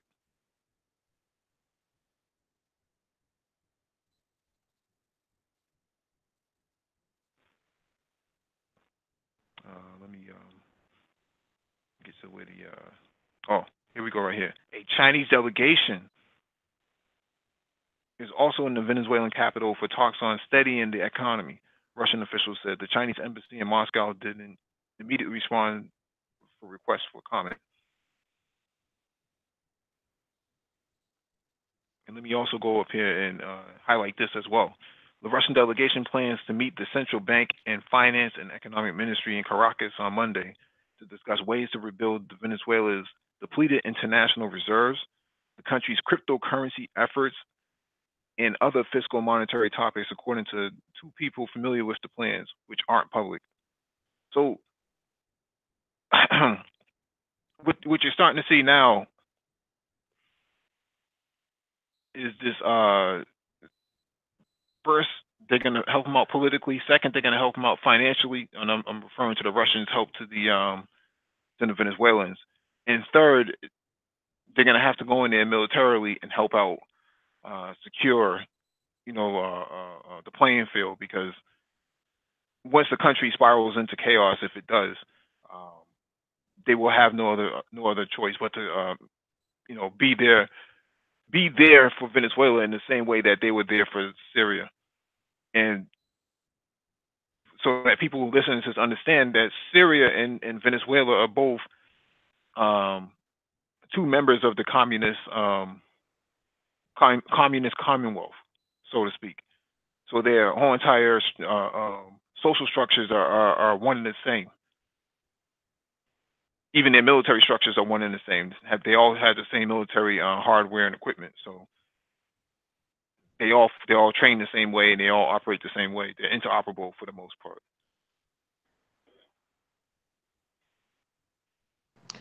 It's kind of Yeah. interesting. It seems like any country that um U.S. comes and like kind of like either impose economic sanctions on them or kind of like pushes them down. I know there's a noticeable trend that Russia and China are going in there and to help their country. Um, that's what I've noticed. So, do you think they're pretty much they go into countries and playing cleanup, or but didn't or did Russia always have a relationship with Venezuela? Was a Always. relationship there? Okay, that's what. Yeah, they've always been a part of that whole communist network. So Cuba, Venezuela, Nicaragua. Um, at one point, I would also say what do you call that? Ecuador as well. Ecuador is a part of that framework. Brazil, you could probably throw in there that they have similar structures.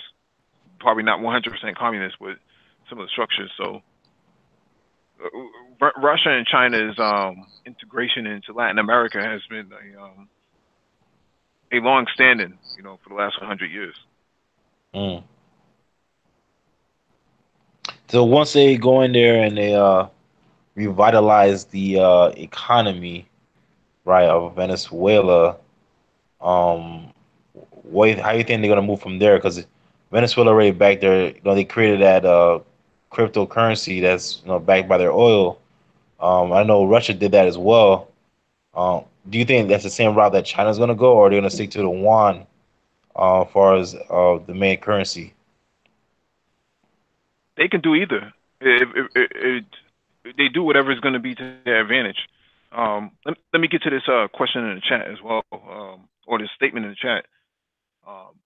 Mr. Health Wellness, he said, I disagree. Venezuela is not Syria. No, I'm not saying Venezuela is Syria. I'm saying the adoption of communist ideology is one and the same. They're both leftists in the terms of their economy. If you really want to, I mean, Syria's oil reserves and their natural gas reserves is exactly what the United States is occupying right now. You think they won't do that same thing to Venezuela? It's one and the same. They don't have to be the same people. It's the whole entire economic structure, the economic structures, as well as the culture or the political atmosphere is one and the same.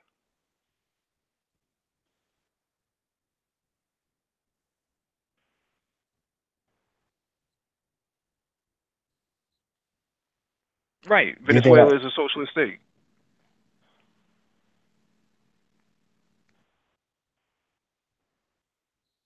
Go ahead, Jack.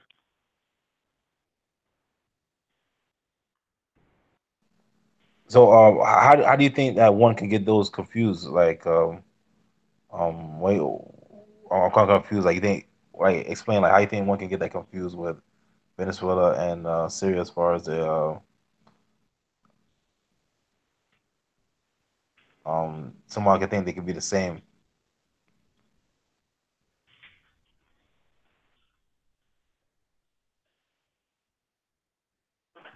You can't get where I'm coming from? Repeat your question again.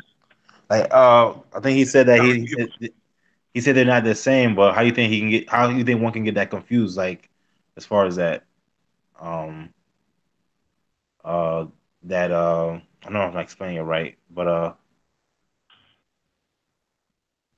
okay, so when it comes to Venezuela and Syria, right? Kind of explain it. Can you break it down and get to me like what you're trying to explain? Because I kind of don't get it. So what do you mean the difference as far as Venezuela and Syria? the reason why Russia is going in there to help them is because a lot of their when the Soviet Union was in place, a lot of the modeling of the countries were almost cookie cutter based. Okay. If that makes any sense. Like, so whatever power structures that were in if you look at Syria, the power structures from the communist time, and then you look at their military structures, and then you look at Venezuela's military structures in their political structures, you see that there's very strong similarities. Okay. That's all I was saying. I wasn't saying that they're one and the same people. I'm saying that the structures are interoperable. Gotcha. It's more of the political infrastructure, pretty much the infrastructure of how things work. Right. It's the same. Okay. Right. So it's the same argument that the United States is using to say, well, we need to have democratic elections in Syria. Well, they're saying the same thing in Venezuela, that they want democratic elections in Venezuela. So what's the difference? Hmm. You want to overthrow these people based on the same structures.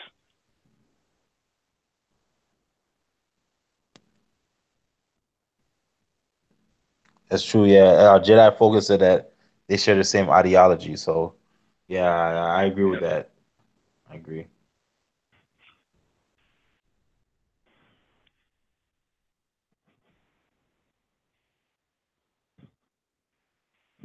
So what do All you right, let me think is get going to to this come? last article. Real quick Go ahead. on Go ahead. the note with China and Russia and Venezuela, right? Seeing how bad off Venezuela is right now, right? With the inflate with the hyperinflation, people are pretty much suffering. Well, how can they come in there? What do they need to be done to get that corrected? What are they gonna have to do? Um, because that country is doing horrible right now. Well, they have to figure out where the corruption is first.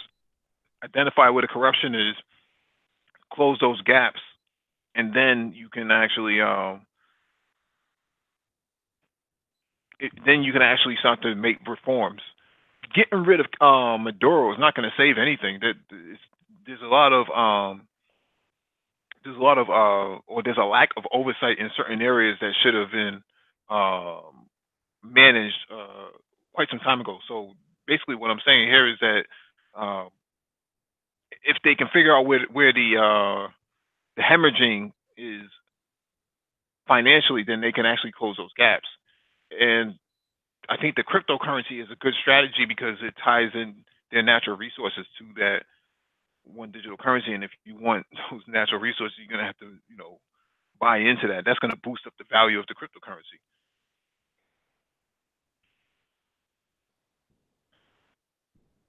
I think it's gonna be a good move, man. Because they need it right now. They really need that, man. I know we discussed it a couple articles ago, a couple of hangouts ago.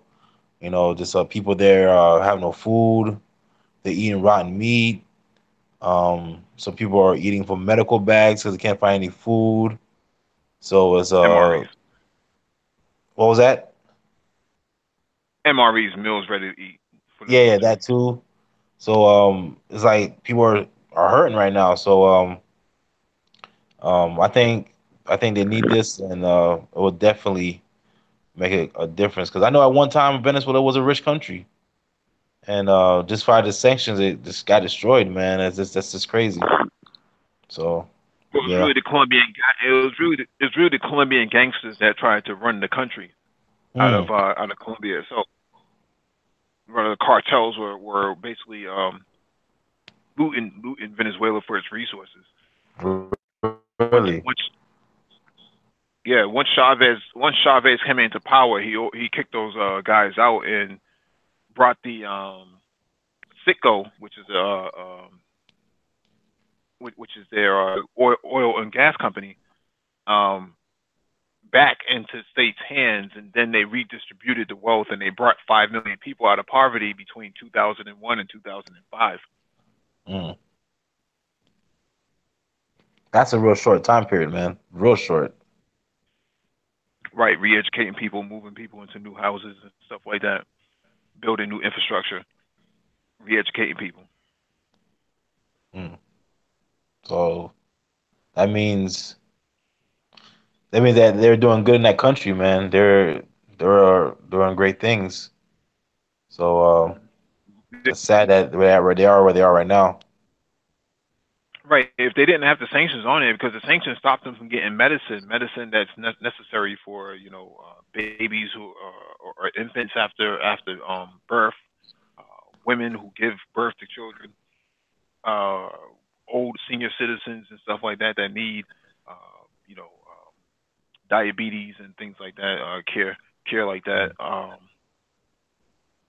Same thing in Cuba. Same thing in Cuba. So a lot of their medical supplies do actually come out of Cuba, and Cuba actually sent 4,000 doctors into Venezuela in exchange for barrels of oil.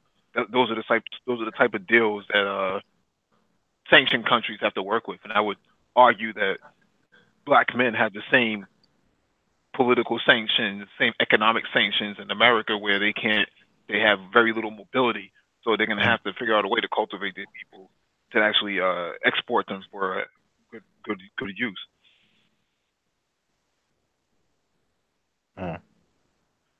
Interesting. I think I agree with you on that. I agree with you on that, brother.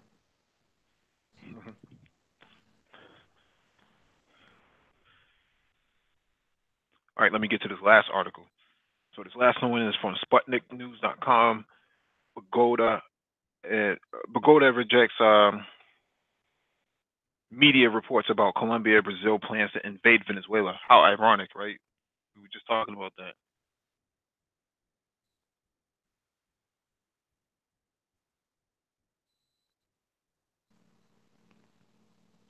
So what does that article mean to you? Let me read the captions. Oh, The Colombian. can you pull it up? Because not on the. Oh, sorry about that. Shit.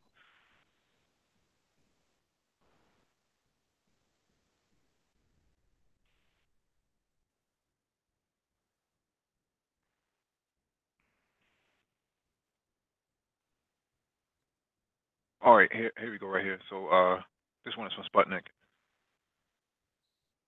The Colombian Foreign Ministry has rejected media reports claiming Yeah, it's up that now. Bogota and Brazil, Bogota and Brazil are discussing plans of possible military invasion of Venezuela. Sao Paulo newspaper reported on Monday, citing a source that Bogota would support Brazil's president-elect uh, Bolsonaro if the latter decided to invade Venezuela to oust the president Nicolas Maduro. So, all right, let me get to this next paragraph. Brazil's next defense minister, Bolsonaro's government, Augusto Heleno, also denied media reports stressing that meddling in other states' internal affairs uh,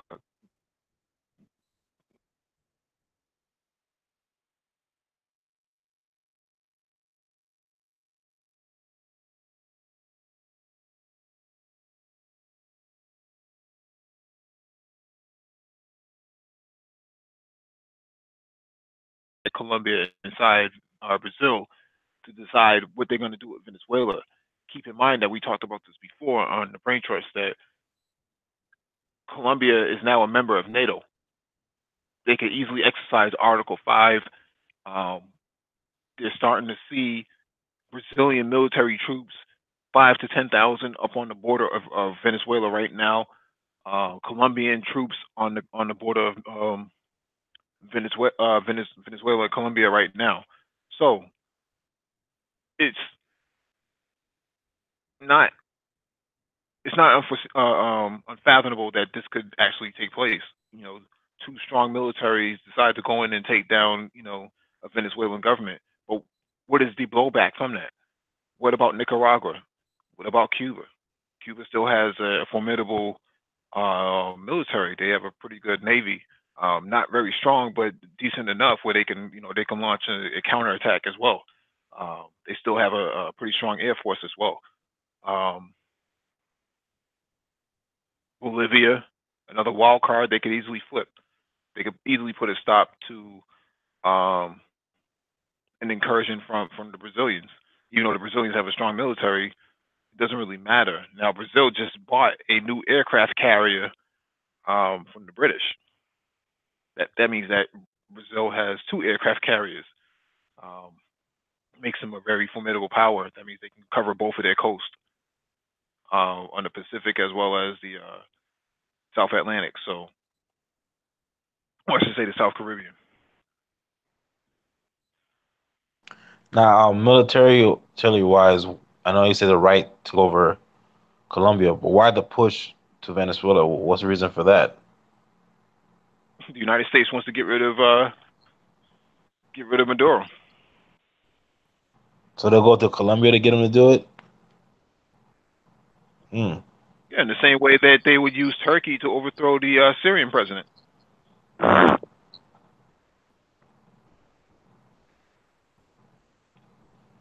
Man, so it's a bunch of these proxy wars then, pretty much. What about, I would you say don't for the got a most part, proxy.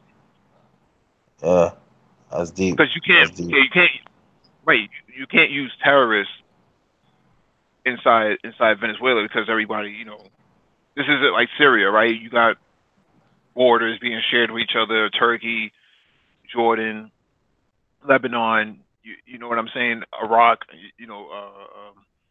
the Middle East is a bit of a jigsaw puzzle, but not in the same way that it doesn't work that way for Venezuela.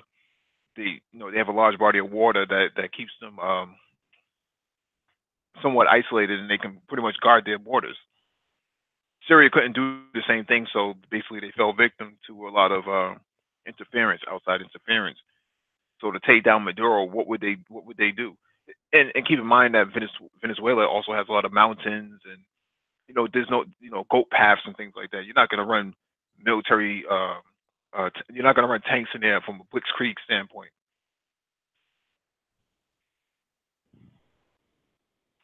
Now, seeing that China or Russia are trying to restore as well, you think it'd be seeing they were to do that, Colombia were to do that, because they're gonna have allies such as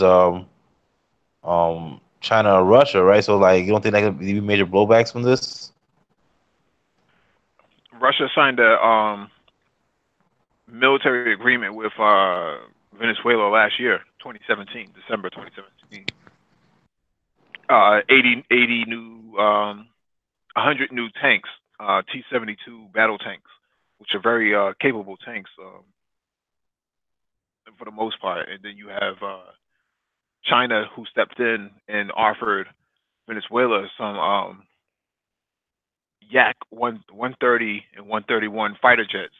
These are very small. These are very small. Who's that? Starting to go. What's up? What's up, brothers? I'm sorry. I had to jump in here, man. I had to jump in here with you Butterlade cats here real quick. Butterlade.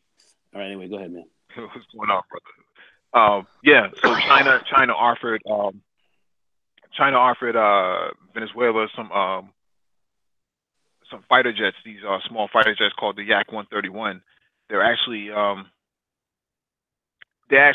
not meant for air-to-air dogfights, but they're actually light fighter jets, light attack fighter jets. And then they offered Venezuela some armored personnel carriers as well.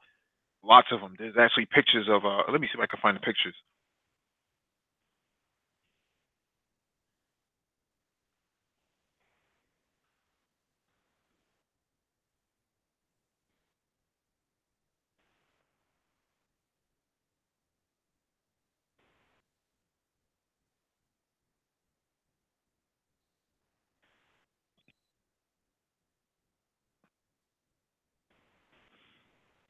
Oh, here it is right here. I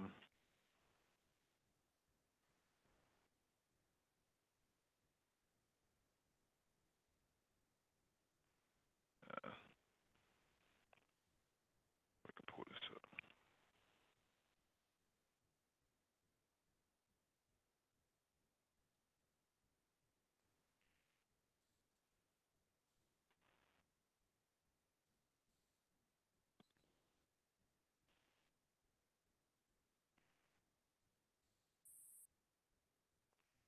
Here it is right here.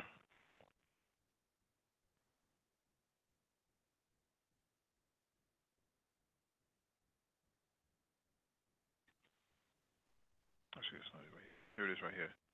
So they just got those. So you have these. Right. So you're seeing China deploy all these or send all these vehicles and tanks up to Venezuela.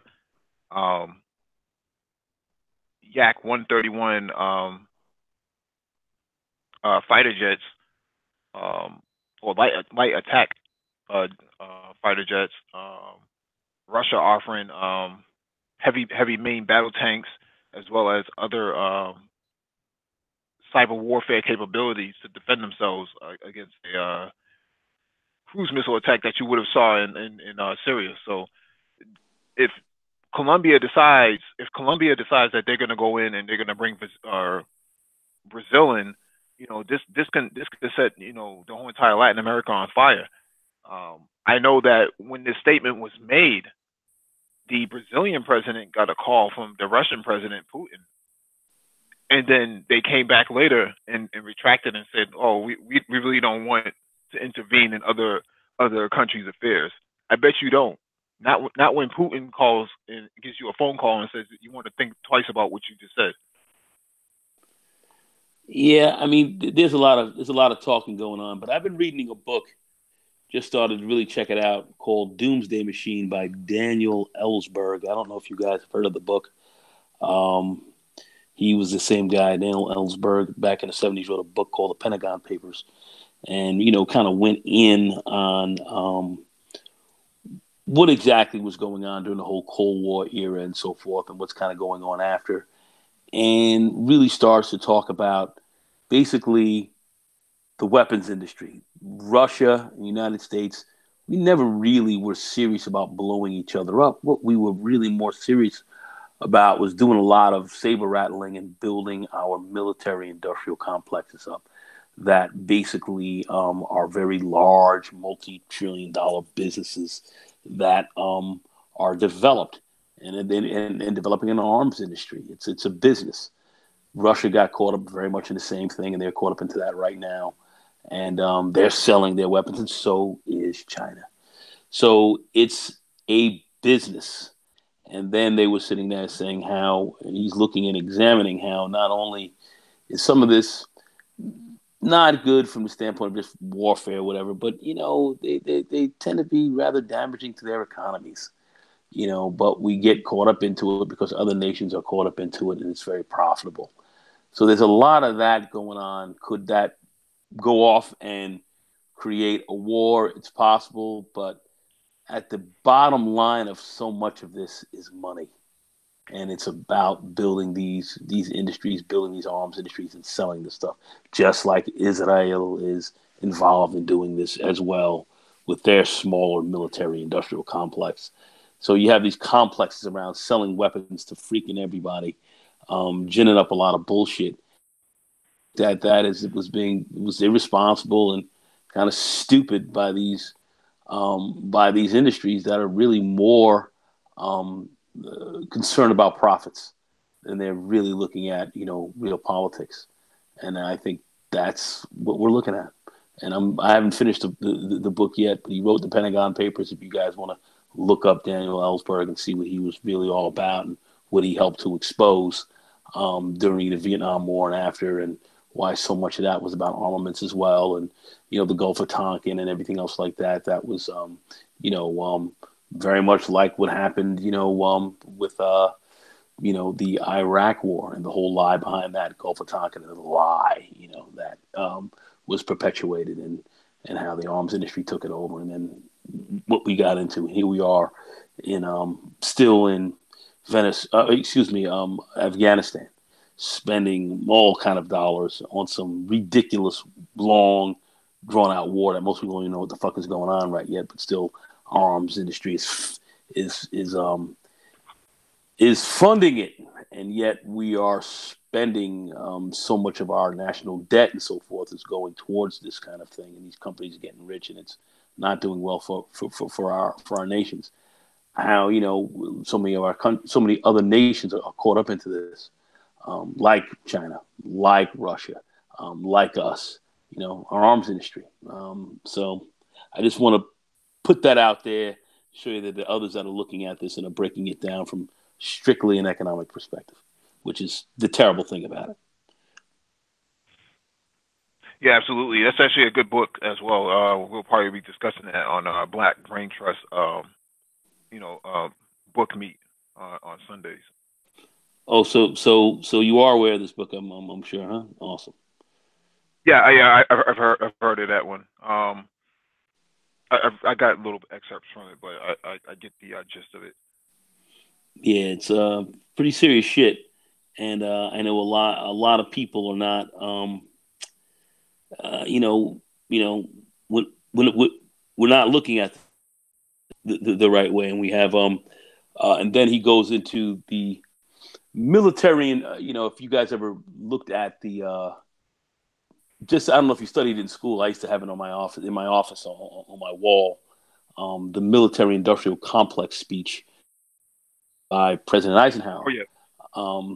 as he was leaving office, and left a very ominous warning to the new president coming in, which was President Kennedy, and wanted to speak with him.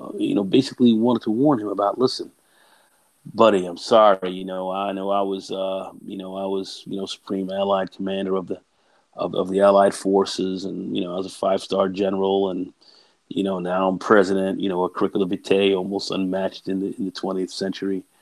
But unfortunately, as I leave my office and I'm coming in here, I stood back and I stood up and was literally preached to the rights of the creation of a armament industry that actually goes beyond the scope of our democratic processes of our republic. In fact, we have people here that are wielding a lot of power that's unwarranted, that's unelected, that nobody really knows about, and they're making a lot of decisions about what's going on here. And these are corporations, these are businesses that are part of this insane military industrial complex. And we have to, we got to be warned about it. Some of this influence is unwarranted. Their influence is unwarranted, and they won't be able to deal with this as if our people made aware, and we have a very alert and informed public. And I'm sorry, I'm leaving this in your hands to deal with. But I'm leaving this office, leaving this ominous warning to you and everyone else, and hopefully you guys help to create it. I'm leaving now, and see what y'all can do with this beast. And I believe that's the beast that ate Kennedy. And it's threatened many others, and that's where we're at in this. And I think Russia, as well as China, developing these armed industries, are caught up in the same. And I'm looking, what the shit they're pulling off on a deal. So that's a big question. It's the corporate structure of these countries. Literally, I hate to say it, they're under a lot of corporate control, and it doesn't make a difference if they're communist or whatever you want to call them. That's what's going on, and this is pretty scary. But it's in a big economic piece, big economic deal. Just want to drop that in here. I don't know how else you guys want to deal with that, but I've been reading this book. It's been very, very, very disturbing. Anyway, go ahead. Well, I would actually push back just one bit. Not that there's anything wrong with what you're saying, but we also have to take into consideration the history of Russia being attacked 4 times. 4 times in the last 20 years. Yeah. Last 20 years. So there's a justification to build up an arms industry to defend themselves against, imperialist powers, whereas the United States, as an imperialist power, has oppressed just about everybody who's been made a citizen of it. Obviously, we know the history of Black people. We can also say the same thing about Africa. There's so much colonialism that America was made out of, whereas Russia really wasn't made out of that same those same complexities. Well, I don't know. I mean, I'm hearing some of what you're saying, but when I'm looking at the whole deal in Chechnya, which really back during the times of the Crimean War back in the 1850s, when we start to look at Russia getting involved in Afghanistan and all the other, they've done some imperialist moves that were kind of crazy. So I understand their history of being invaded and so forth. Primarily by by Germany and the Franco-Prussian Empire and all. I'm thoroughly aware of that. But they've been kind of imperialist themselves as well.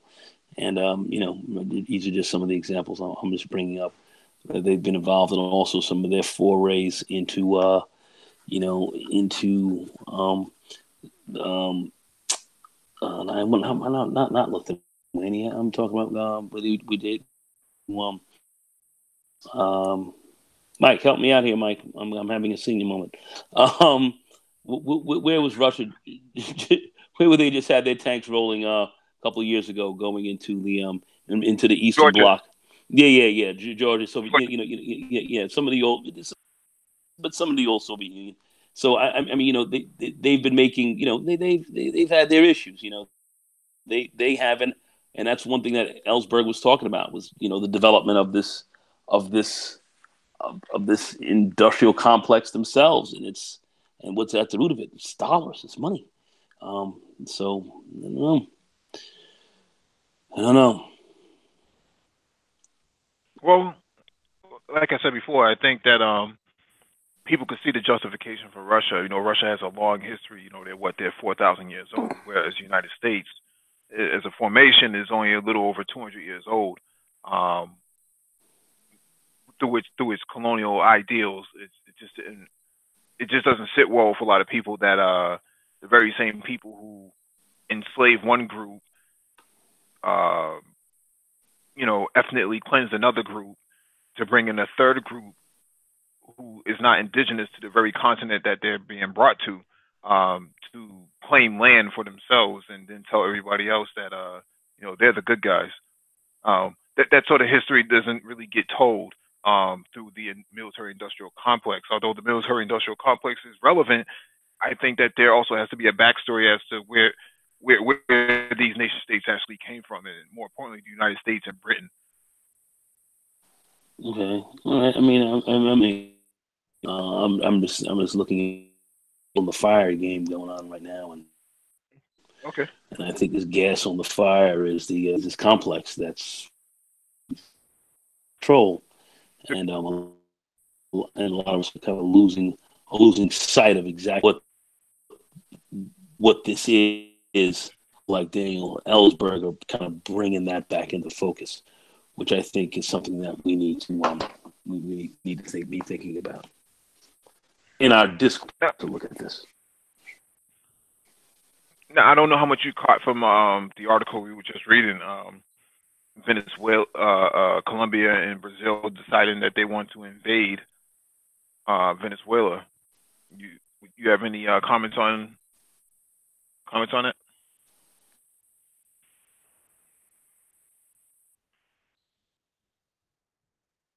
He must be busy.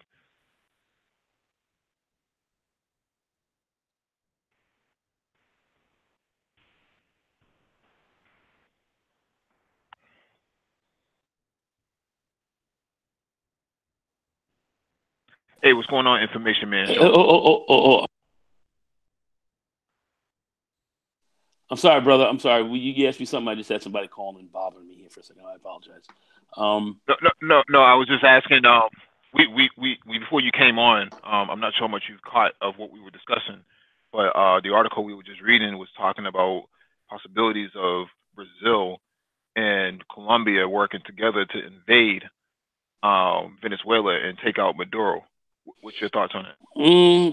It's a possibility. I mean, what we've done since, and it all has been orchestrated by the United States. We deposed, Brazil. Basically, had a bloodless coup.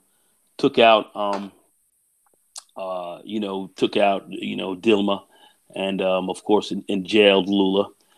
Put this right wing fucking scumbag in there right now, who was basically pretty much a former CIA kind of operative type of dude. Who we have, kind of handpicked and put him in there, a fucking right winger in a very diverse nation like that. So I believe that politically we're looking to create some issues there to potentially forward against. Well, I believe that that is a possibility. I mean, we did try to depose Chavez years ago, and that coup didn't work. So we may be trying that again, and I see that we've made some moves in Brazil in which to kind of set some of this up with a very strong right wing type of individual who may set up a junta there after a while. Who knows how that's going to play out in Brazil? I got an apartment there and everything else like that. So it's like I don't know. I've been watching that very closely. So is this possible? Is it a possibility?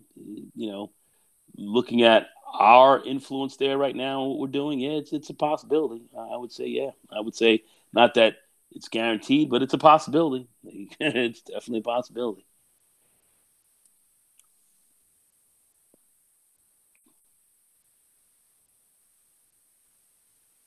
Hello?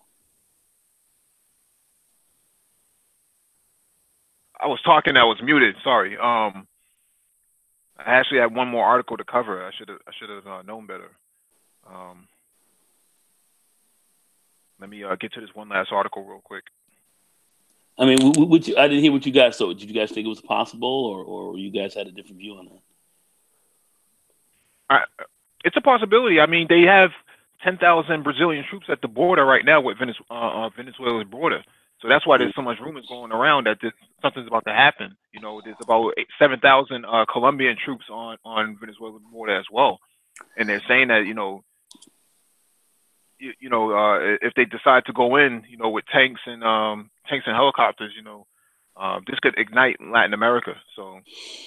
Yeah, I mean, if they go in, if they go in there, this it would be relatively quick to happen. This wouldn't be a very long, drawn out situation because Venezuela wouldn't fare well in a long, destructive war there. It certainly wouldn't, but I would hope we wouldn't see that.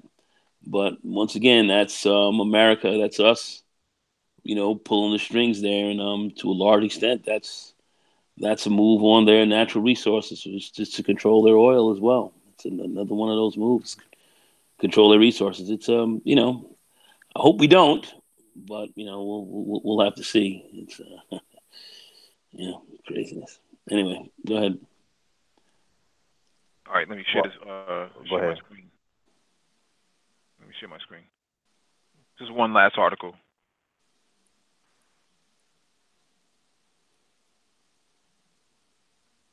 All right, this is from the United Nations. General Assembly adopts annual resolution calling for the end to embargo on Cuba. Soundly rejects amendments by the United States. As the General Assembly today adopted its annual resolution to end United States-led embargo against Cuba, speakers urged Washington, D.C. to heed the quarter-century-long call for an end to its restrictive policies. The action came on the second day of the Assembly's debate on the matter, which began on 31st of October. By a recorded vote of 189 in favor to 2 against, with no abstentions, the Assembly adopted the resolution titled "Necessity of Ending Economic, Commercial, and Financial Embargo Imposed by the United States of America Against Cuba." So the only two states that vetoed against it was Israel and the United States itself. Everybody else is in favor. There's another state that actually abstained from it, which was Ukraine.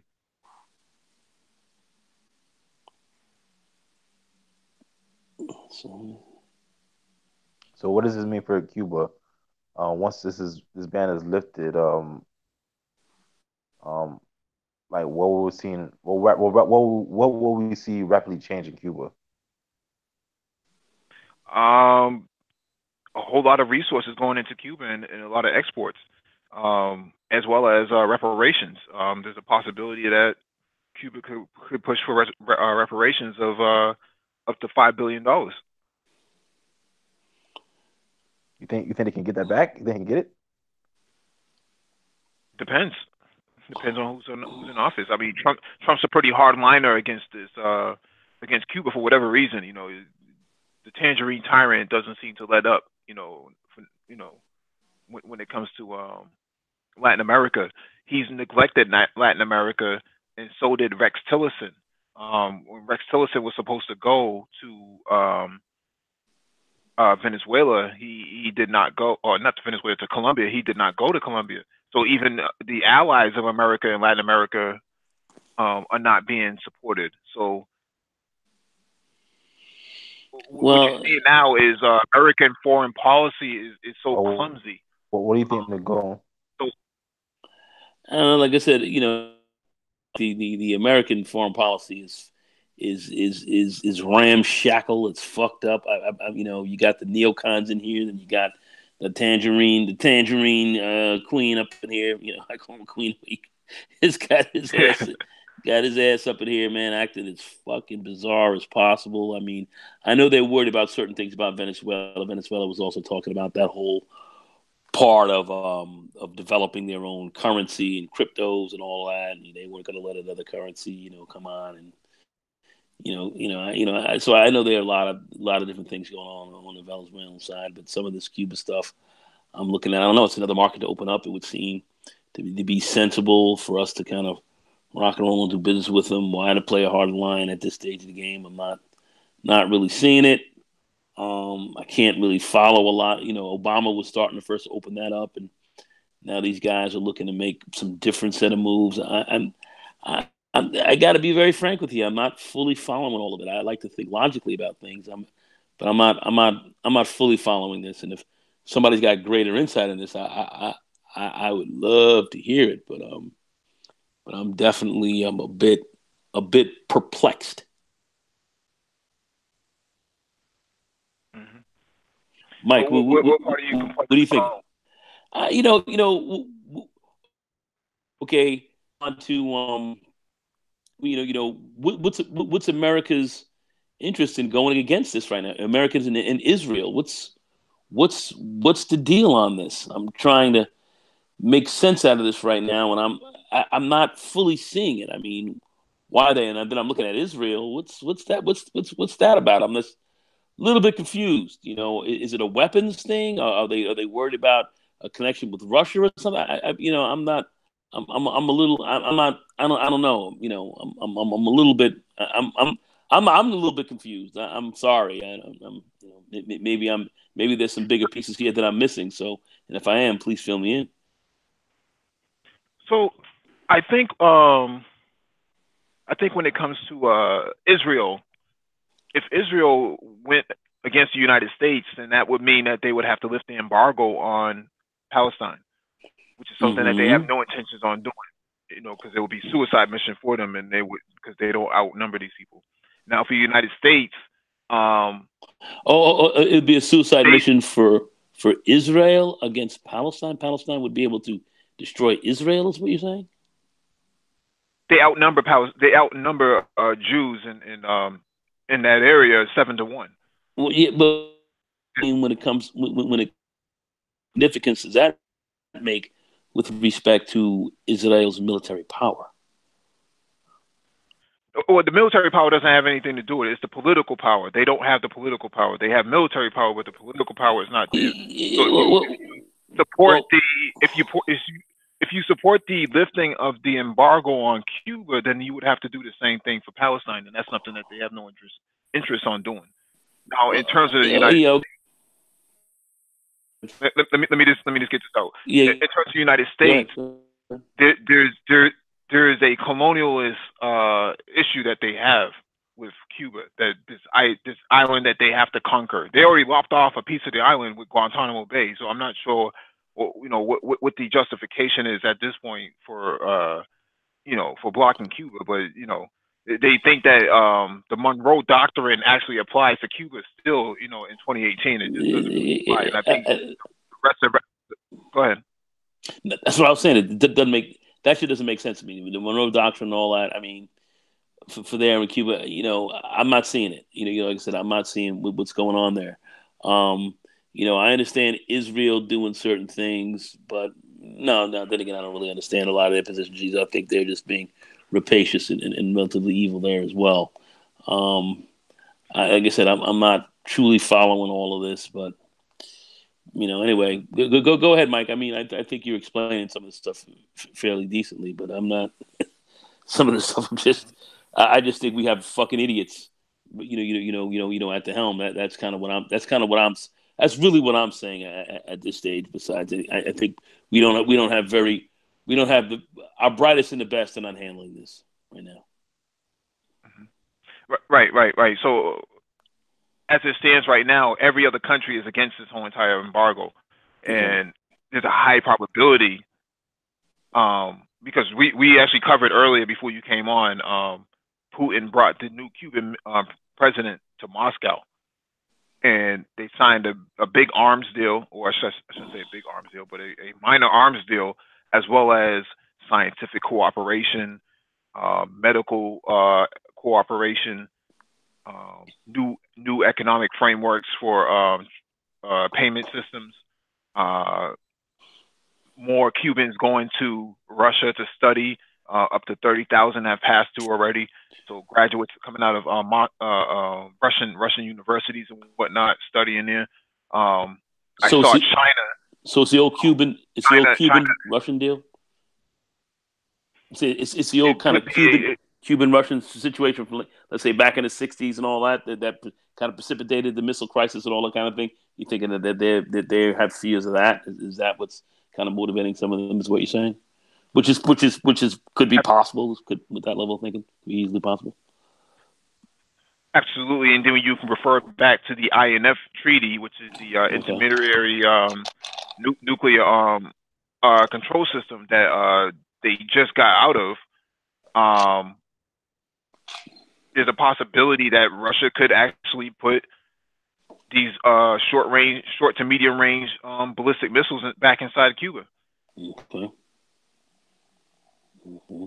Since these guys, the Americans walked away from the deal, but I don't think Cuba has a stomach to really deal with, those sort of crises right now, right? They just got finished dealing with a crisis inside Syria. Syria's, in shambles right now.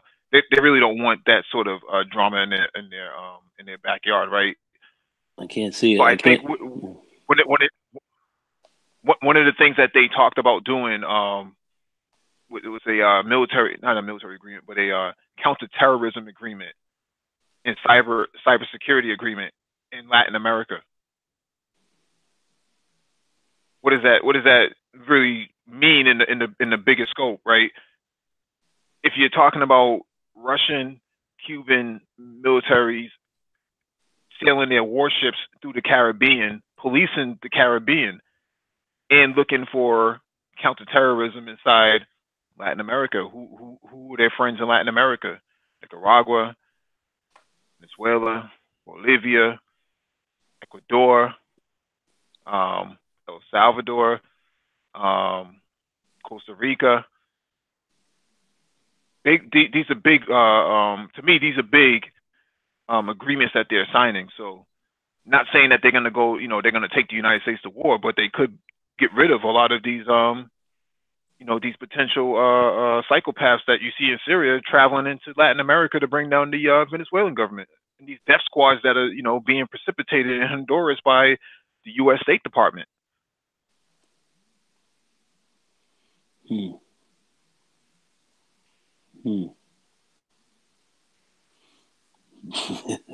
Very possible. Lionel, you got anything to say on that?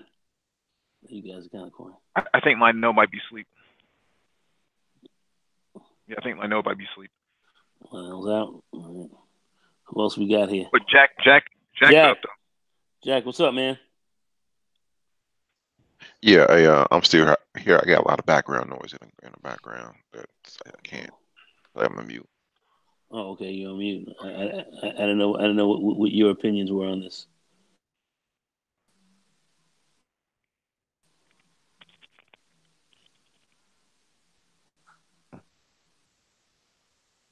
Yeah, I don't think he can speak right now. But as far as when it comes to that embargo, I think. So, which country appealed it? So did they want that to happen? What country was that? Israel and the United States. Israel. They vetoed it. They vetoed it. The only ones, So yeah, I think it's about time, man. I think the old ways of doing things, as far as um when U.S. was pretty much at the height of their power, just doing things like that to the countries, it was okay. But now, I think countries are more a little leaning to the left, so they're like, they want more trade, more better relations. So I think they're pushing for that, and they want to stop things like that. But again, it seems like anything America is doing or anything they did do in the past, countries trying to reverse it. They're trying to go against it. So yeah, I don't think America has the pull that they used to have anymore. Um, so there's nothing they can do. It is what it is. But it needs to be done, man. It has to be done, man, because uh,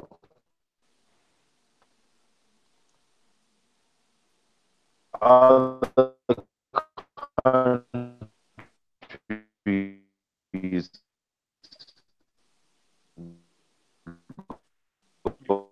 Jack, you're breaking up a lot.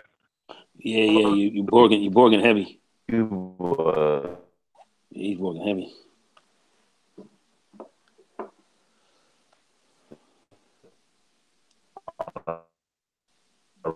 regular, right?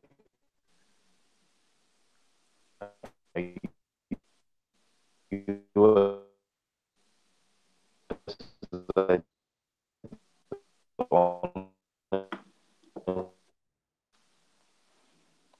one that's like pretty much you know about them. Like, I think I'm working out. Yeah, you're borging heavy. Yeah, you're borging out a lot. If you can log out and log back in, that might help you. Hello. Yeah, you may have to you may have to come in and out again there, Jack. Yeah, I think he's gonna come back in there again. We could switch up to the U.S. elections midterms. Yeah, we can Anything you want talk. to bring up? Yeah, We got about 10 minutes. We got 10 minutes. all right. Yeah, I think it's kind of interesting.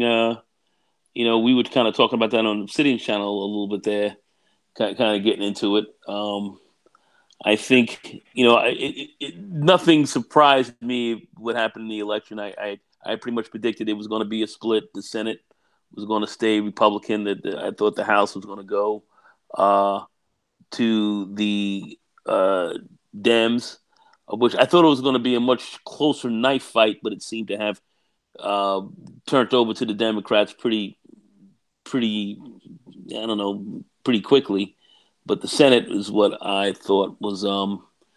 I would have. I was interested to see if the Republicans were going to hold the Senate, and not only did they hold it, but I think they gained it. They gained a seat.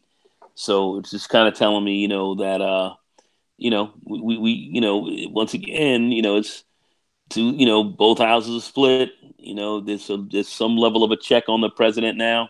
Where before he had kind of two accelerators. Now he's got a little bit of some brakes. Somebody could put some brakes on him a little bit here in the House. So maybe he just can't run and do all he wants. But I think the Republicans overall, in my view, and I said I'm not a big party man on either side, but I think the Republicans kind of held their own, and that's kind of where we are. And I think the economy played a role. The fact that the economy is looking, there's some bright spots in it where, a lot of people are not as pessimistic about what the economy was before. I think it's helped a lot. I think it helped keep things where they were last night. I thought the Democrats certainly did a lot. I think they did a lot better than I thought they were going to do. To be quite frank with you, but that was my take on it. I think some people thought the Republicans may have done better than they thought. I don't, depending on which side you're looking at, but I thought the Republicans held their own and decent economy, regardless what people may think about this president. Economy's going decently right now. They kind of gave a bit of a vote of faith for the president. I think, especially on the side of the Senate. So I don't know, I don't know what else anybody really wants to say to that. Mike, what you thinking?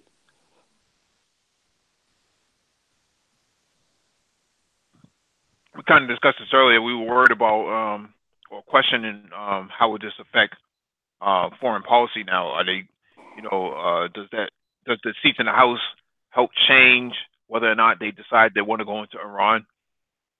Things of that nature. Okay, you were talking about yeah, I think it might. I think it might. I think if that's the case, there are going to be a lot of questions. There are going to be people who are going to try to stop him a little bit. Stop him from doing certain types of things. I think they may come down on him a little bit more. That might play a role. People are also saying that they may try to come in and get into some of the president's financial background and make him give up his taxes and everything else like that, and try to chip away at him that way. But I just think it's the Dems are going to try to do all that they can to undermine the president at a certain level. So I think some of the stuff that he may want to do in Iran and so forth. I think that may not happen. I think he may have a slight check on him. So that very well may be the case. I don't think the Democrats are going to come in looking to let the president do whatever he wants. Now, Jack, you're in Florida. What's your take on the governor's race? I think very interesting, man, because what's going on with the red algae, the red tide, and with the beach is affecting the beaches. Um, like literally, people can't go on the beach or certain beaches, right? And it's creeping down to South Florida, and a lot of people put the blame on Rick Scott, right? And he's a Republican, so you had Andrew Gilliam, who was a Democrat, and DeSantis running, but DeSantis won, and I guess a lot of people are not happy, right? Because they feel like you know when it comes to the red tide, things are not going to get repaired. But um, I personally think that it's kind of hard, man, because I look at the policies how the Republicans work in Florida, and Florida is like a red state. When it comes to South Florida, Palm Beach, um, Broward and Miami, those are more blue counties. Uh, Orlando, Tampa, blue. But when you go to the little small towns, it's more red counties, right? So um, we push more for progressive and Democrats. I personally notice that myself when I see somebody who's a Republican that's a governor, right? You notice that schools will do better. Uh, Money is accoladed in the right places. The only thing I don't like about Florida economy is it's a right to work state, so you know there's not much rights for the workers, but it's a trip, man, that he lost. Right, I didn't think it was a tight race, but again, it's the small counties. I'm sorry, the small town counties, right? They're the ones that kind of dictated the race, and it panned out in their favor. So, Well, uh, it seemed like to me Gillum did well around the rest of the state, but apparently the Hispanics in Miami-Dade County, which was one of the bigger counties where that he needed to come in for him, he didn't win that. Looked like the Cubanos, the others, man, they kind of went against him, and that's what kind of destroyed his plurality. It seemed like that's where he lost it. He lost it in Miami-Dade. Yeah, yeah, they taking over down there, man. Yeah, That's yeah, it's a yeah, wrap. It is a wrap. It's a yeah. yeah, wrap. but Miami-Dade, Hialeah, all of them. And I don't mean to talk about the state, Jack, but man, it's a wrap, man. It's a wrap. yo, why are the Latinos are leaning more towards the right though? I'm confused about that. Yeah, they didn't go out for it. That's what I'm saying. I think a lot of people talking about this Black and Latino coalition and all that. Nah, that don't Ah exist. man, nah man. That do not exist. After I went down there, that Yeah, is null and void. yeah, Exists. they did not come out for him. They did not come But out from it, and that's what cost him. That's actually what cost him the election because and you that's know one of the what's bigger counties. and, Yeah, and you know what's weird? When the Hispanics down there, I've even heard some Hispanics that say, nah, like you have towns that are just known for being Hispanic heavy. They like, nah, there's too many Cubans over there, and that's from Cubans. So you will you'll get people that say, well, I'm not going to. Well, yeah, build a fence. You get Mexicans that say, yeah, build a fence. Well, you'll say you get Cubans to say, yeah, stop them from coming over here, and it's weird. It's weird to hear them say that, but yeah, Yeah, because Miami-Dade, Broward County, it's a wrap. yeah, Yeah, because we all know. Go ahead. no, I think I got mine.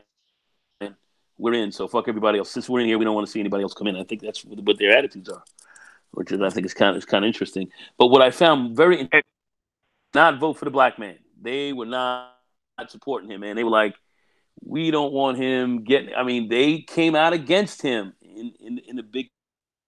He needed to pull Miami-Dade. He needed to pull that. He didn't. He didn't win it there. And that cost him the fight. Found that very interesting. I know a lot of Cubans.